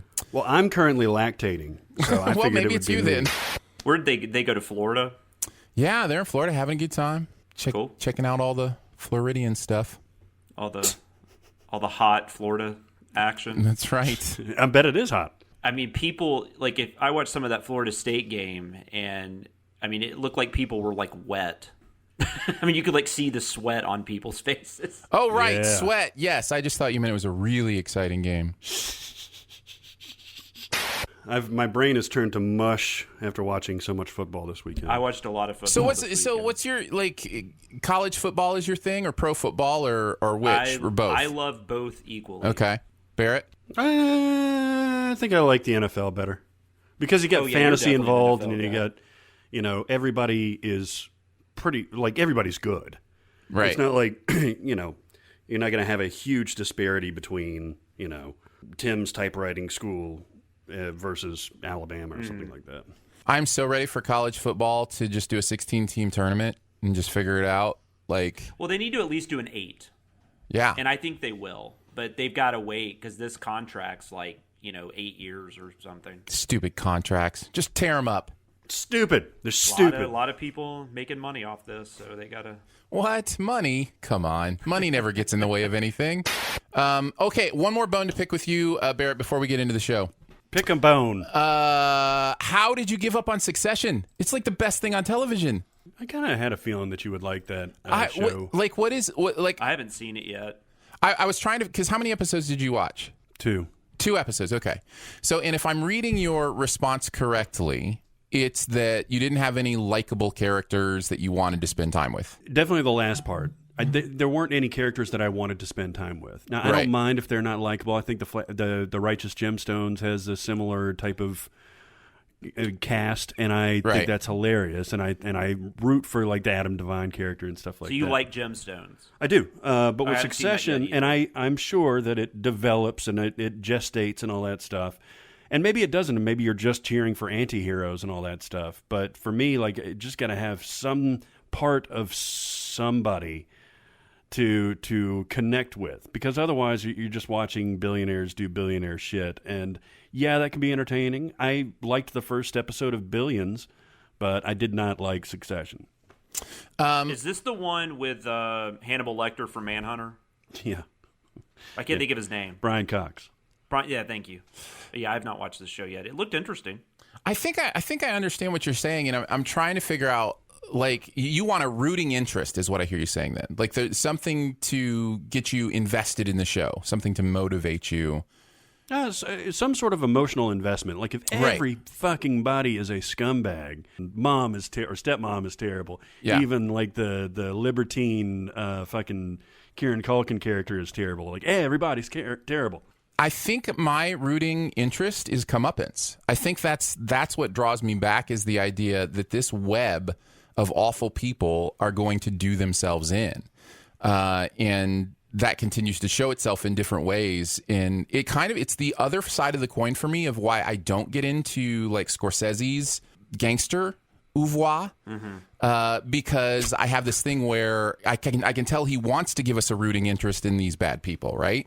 And so I'm like, I want them, to have the natural comeuppance of their actions instead of being excited by their actions. Whereas with Succession, it's like you can tell the show has a point of view on their actions, and it's that their actions are awful, and that there will be comeuppance down the line. So I don't know. That's what motivates me each week to like, I got to see the new episode of Succession. It's like, I got to see how they're trying to backstab each other and play each other and, get to the, new thing or whatever. And how that's going to backfire on each and every one of them at some point. Did you like Vice? The movie Vice? Yeah. Yeah. Yeah. Okay. So this, I feel like Adam McKay's type of point of view is appealing to you. Yeah. Because he's heavily involved in Succession, right? Yeah. Yeah, I think that's right. I think that's fair. Yeah, I think so. And I did not I thought it was very heavy-handed on Vice. I thought it was way too heavy-handed. But it definitely did have a point of view. It just wasn't one that I wanted to watch. And I think that's the same thing with Succession. I still haven't seen Vice, but I did see The Big Short. I enjoyed that for the most part. Oh, yeah, that makes awesome. sense. Anyways, I wanted to have that conversation with you since I heard you talk about it on the Sincast, because I just kind of wanted to pick your brain on it a little bit, and I think that makes a lot of sense. I think I get where you're coming from. Yeah, we used to tell a lot of insert your favorite group to demean here jokes, like you could be about, if you're a Michigan fan, it could be about Ohio State fans, those kind of things where you just want to demean a certain group of people or whatever. Oh, yeah, or you could you'd replace lawyers with doctors. Right, yeah. It was like that bottom of the ocean joke. I don't remember exactly how that went, but I remember some people would say doctors, some people would say lawyers, some people would say much worse stuff. But yeah, I do, for whatever reason, some of those do stick in my brain. Like the I'll just use Ohio State fans. So the reason it took the Ohio State fans 5 hours to get to the football game is because every few miles a sign would say "clean restrooms ahead," and so they stopped and did. I've never heard that. That's amazing. I'm definitely going to tell my wife that because she hates Ohio State. All right. You assholes are being assholes. Fuck off. Sorry. That's Perry, right? Does Wicket bark? Is Perry a Phineas and Ferb reference? Yes. That's great. We all named Wicket. We were going to call him Wampa because, fuck! He looks more like a Wampa than he does an Ewok, but Wampa's... Like, any picture I pulled up of a Wampa, had blood running down its mouth. So I was like, all right, fine. Anyway, that should be okay now. Sorry. Bark, bark, bark. Bark, bark, bark, bark. Bark, bark. Just like, eat your Wawa Wookie. I have a... that annoyed me. in It Too. You guys have both seen It Too, right? Yeah. Is anybody talking about it for their Beyond the Sins this week?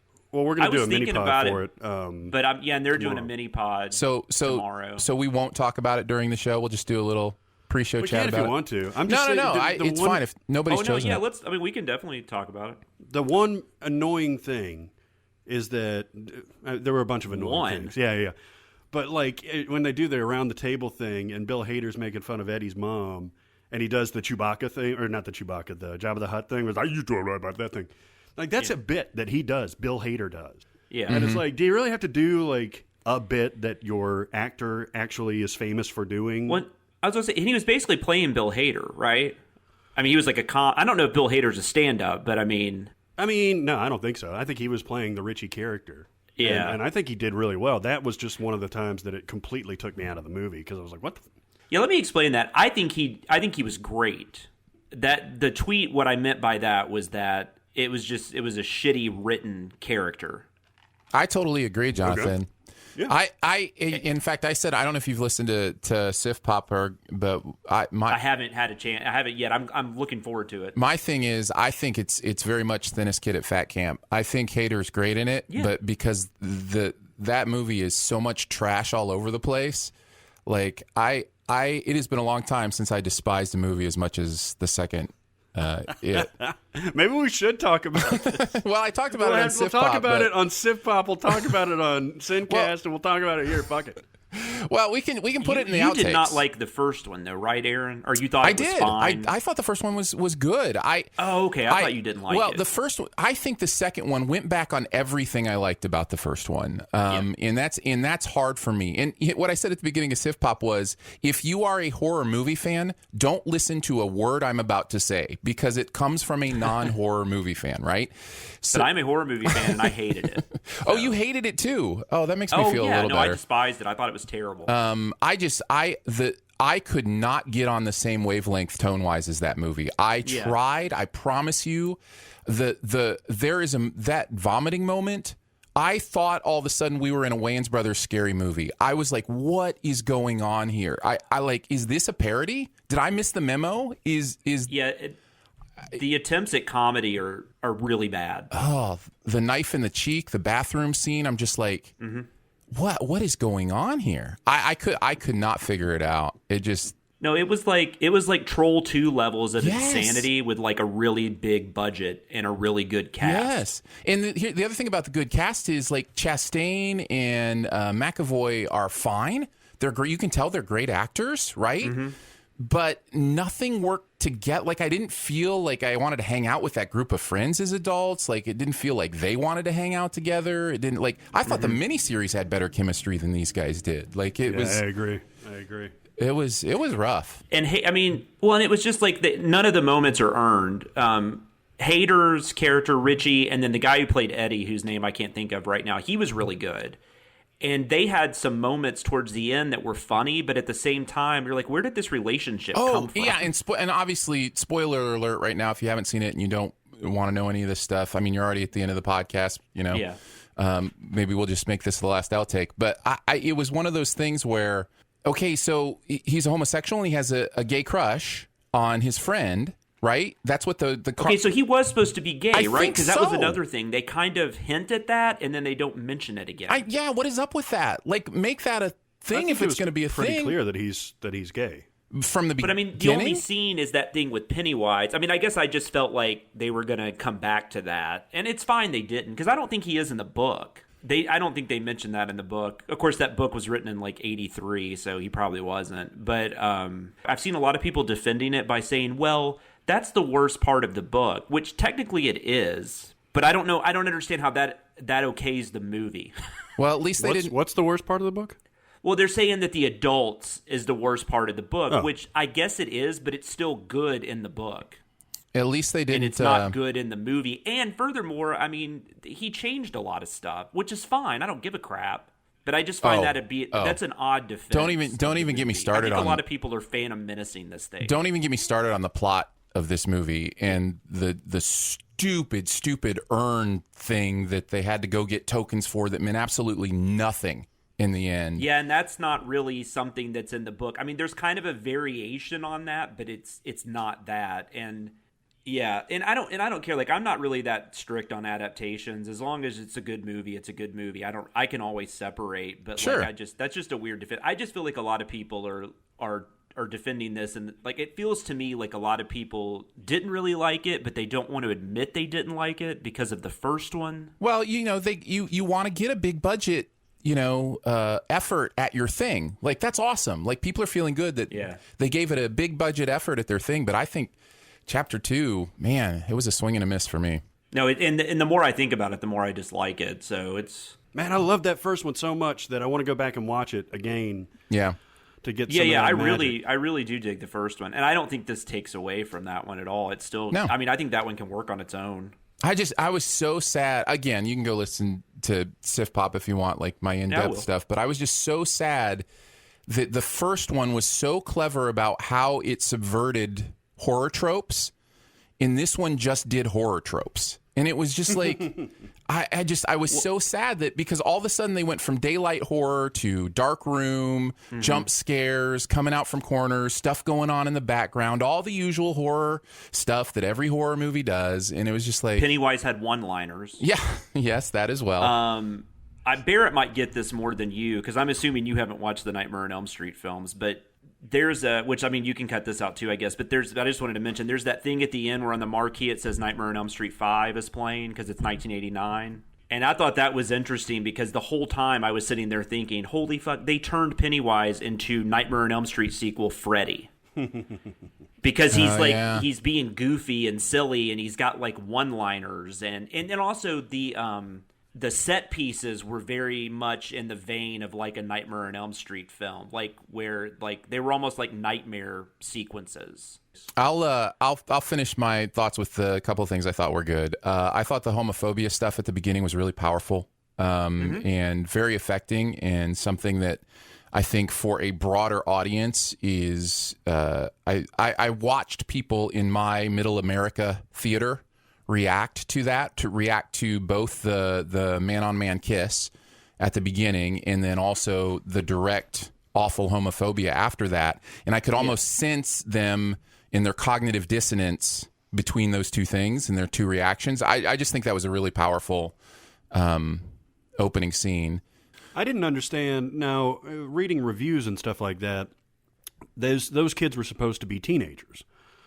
Because I didn't understand why. I thought they were in their 20s. Yeah, me too. They looked like they were in their 20s. They looked like they're full-ass grown men. That's and what I was thought. like, doesn't Pennywise just eat kids? I got what's up with about this? That too. And that's not even to say how loose and fast they play with the rules about when he can kill and when he can't kill and when he's not even trying to kill and all that bullshit. But that one, really, I was like, oh wow, am I supposed to be scared? He's not a kid. Oh yeah, okay. But yeah, I agree. No, that was very 30. powerful. Yeah, I really like the power of that first scene. They were 30 minimum. I know, right? Yeah. I mean, if they're supposed to be teenagers, that's ridiculous. I mean, that's almost as bad as like Grease. Like they might as well just had Stockard Channing playing a teenager. Yeah. They've got like gray stubble and all that shit. Yeah. Or what's her name on 90210 that was like 32 when they were shooting that show? Yeah. It's like the Steve Buscemi gif from 30 Rock.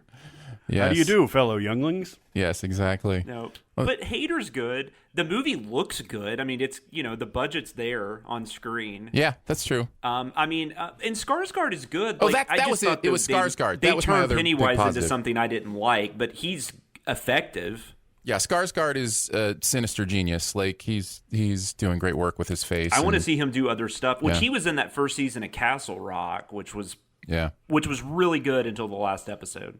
Well, very cool. I'll throw that in as a little outtake mini review at the end. And I'm sorry, but the one more thing. They kept referencing to Bill's books having shitty endings got on my last nerve. You're right. One time it's a nice little clever wink and a nod. You do it 7 times and it's like, okay, we get it. It was like if we had like that Dean Koontz joke we made in the minute if we had made that 10 times. Yeah. Yeah. Great Stephen King cameo though. Yeah, I thought that was good. That was one of his best by far. Yeah. Oh, for sure. Yeah, I thought he was good.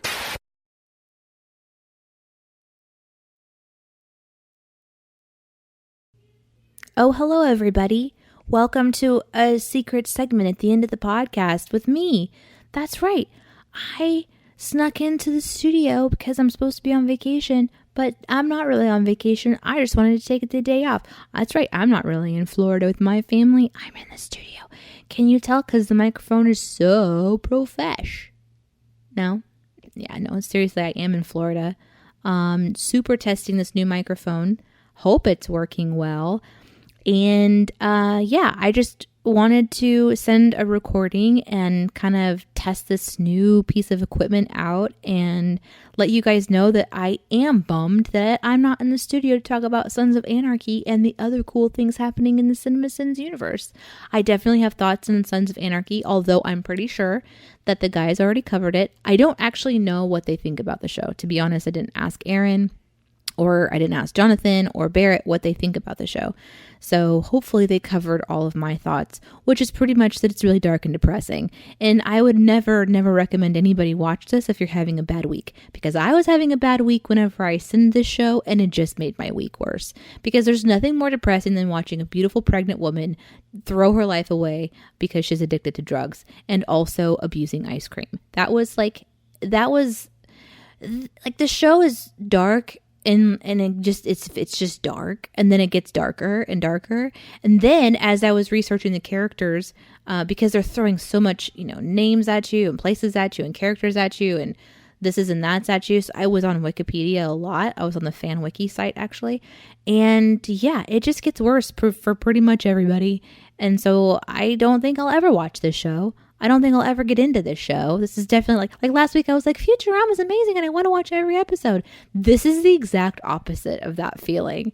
I will say though, I was very intrigued by the Gemma, the actress. I think her name is Katie Siegel. I don't know. I don't know. I was really impressed with the mom's acting.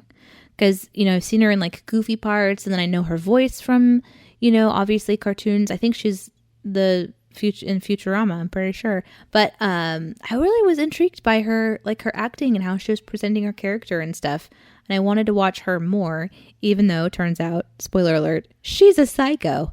So, the show was interesting. I also had fun sinning it in some ways.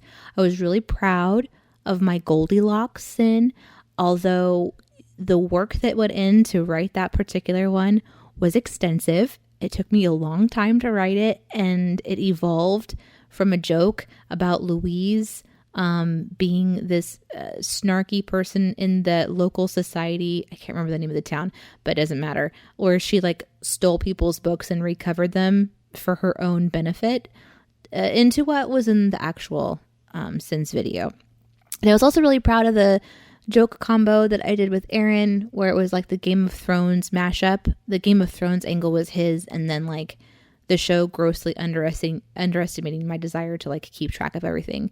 We kind of worked those two out into one pretty good joke, and I don't know. I had a good time putting it together after the script was written, but writing the script was a bummer because the show is a bummer. So. But I'm sure, like I said, the guys already covered all of that. It is interesting timing, though, and this will kind of give you a little peek into the fact that I have not actually been staying off of Discord. I've been lurking. This show is interesting that we're talking about it this week, because this week is actually National Suicide Prevention Week. And I learned that this is the case from Jake, who is also known as Mr. Collect It on Twitter. He's the guy that is a really great artist, and he does cool artists. He's the reason I have that cool doodle doofus, I think is what it's called. I hope I got that right, Jake. Anyhow, he made a very vulnerable and beautiful post in Discord, again inviting you to our Discord channel, Behind the Sins Podcast. We have a little chat room inside of our Discord, and the community there is just fantastic. Jake made a really beautiful post today, which when I record this, it's on Sunday, and he just talks about how important it is for us to all communicate. He said, today is the first day of National Suicide Prevention Week. Mental and emotional health is an epidemic that has spread through society for many years now, and I fear it is still only taken seriously in a couple social circles here and there. If you ever have need to talk to anyone, and I like to think that this group can be a good place to start, but please, oh please, seek help from friends, family, and professional therapists. If I seem to be on a soapbox, well, I kind of am. And then he shares a personal detail of his life about how suicide has impacted him. And then goes on to say, if you need immediate assistance, please call the Suicide Prevention Hotline at 800-273-8255. And this is where the show Sons of Anarchy kind of has a crossover because, super spoiler alert, there's a pretty major character who commits suicide in this show. I don't know if there's multiple people who commit suicide, but I know that there's a pretty major one in the show's finale. At least that's what I read. So I was just thinking about that as I'm recording this, that it's interesting that we're recording it this week. And I also wanted to not only highlight what Jake said, but really just kind of come alongside that. All the comments that came after Jake's message in the Discord was just a community filled with support and love, and echoing exactly what he said, which is that, if you're looking for someone to talk to, that there's a lot of people in the chat who are totally willing to be an ear for you. So you have a resource. So if there's ever a time that you feel like you need to talk to somebody and you want it to be part of the CinemaSins universe, you're totally welcome to do that. But at the same time, if you want to talk to anybody, the complete stranger, I actually know people who have called the suicide prevention hotline and had a beautiful conversation. They're still here today, and they're working on their own mental health journeys. Again, the number is 800-273-8255. And if you need to join us or want to join us in the community, you're welcome to reach out. So those are the things that were on my mind as I decided to just quickly go ahead and grab my mic and record something for you guys and hope that you enjoy it. It's a little weird not having anybody to bounce off of, and I hope it's not super uncomfortable to listen to, and I hope you're not thinking, oh my gosh, I wish you would just shut up so that the podcast could be over because it's already going long because of you, Denee, because you can't stop, and why are you talking like that? Why can't you talk normal? Well, that's just because I'm me. Okay, I'm going to try to wrap this up and say something really profound, and that is that I am choosing to believe that all the calories I consume on this vacation are just going to magically disappear and not count and not affect me at all, because I have had a lot of cookies and chocolate in the last 48 hours and my vacation is not even close to being done yet. Is that really how I want to end my thoughts? I mean, maybe I can come up with something better. Let's see. Man, I don't know.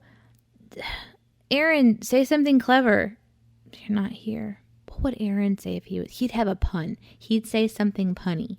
He'd say, calories are only empty if you... Man, I'm real bad at this. I think I should just say goodbye. See you next week. Okay, bye.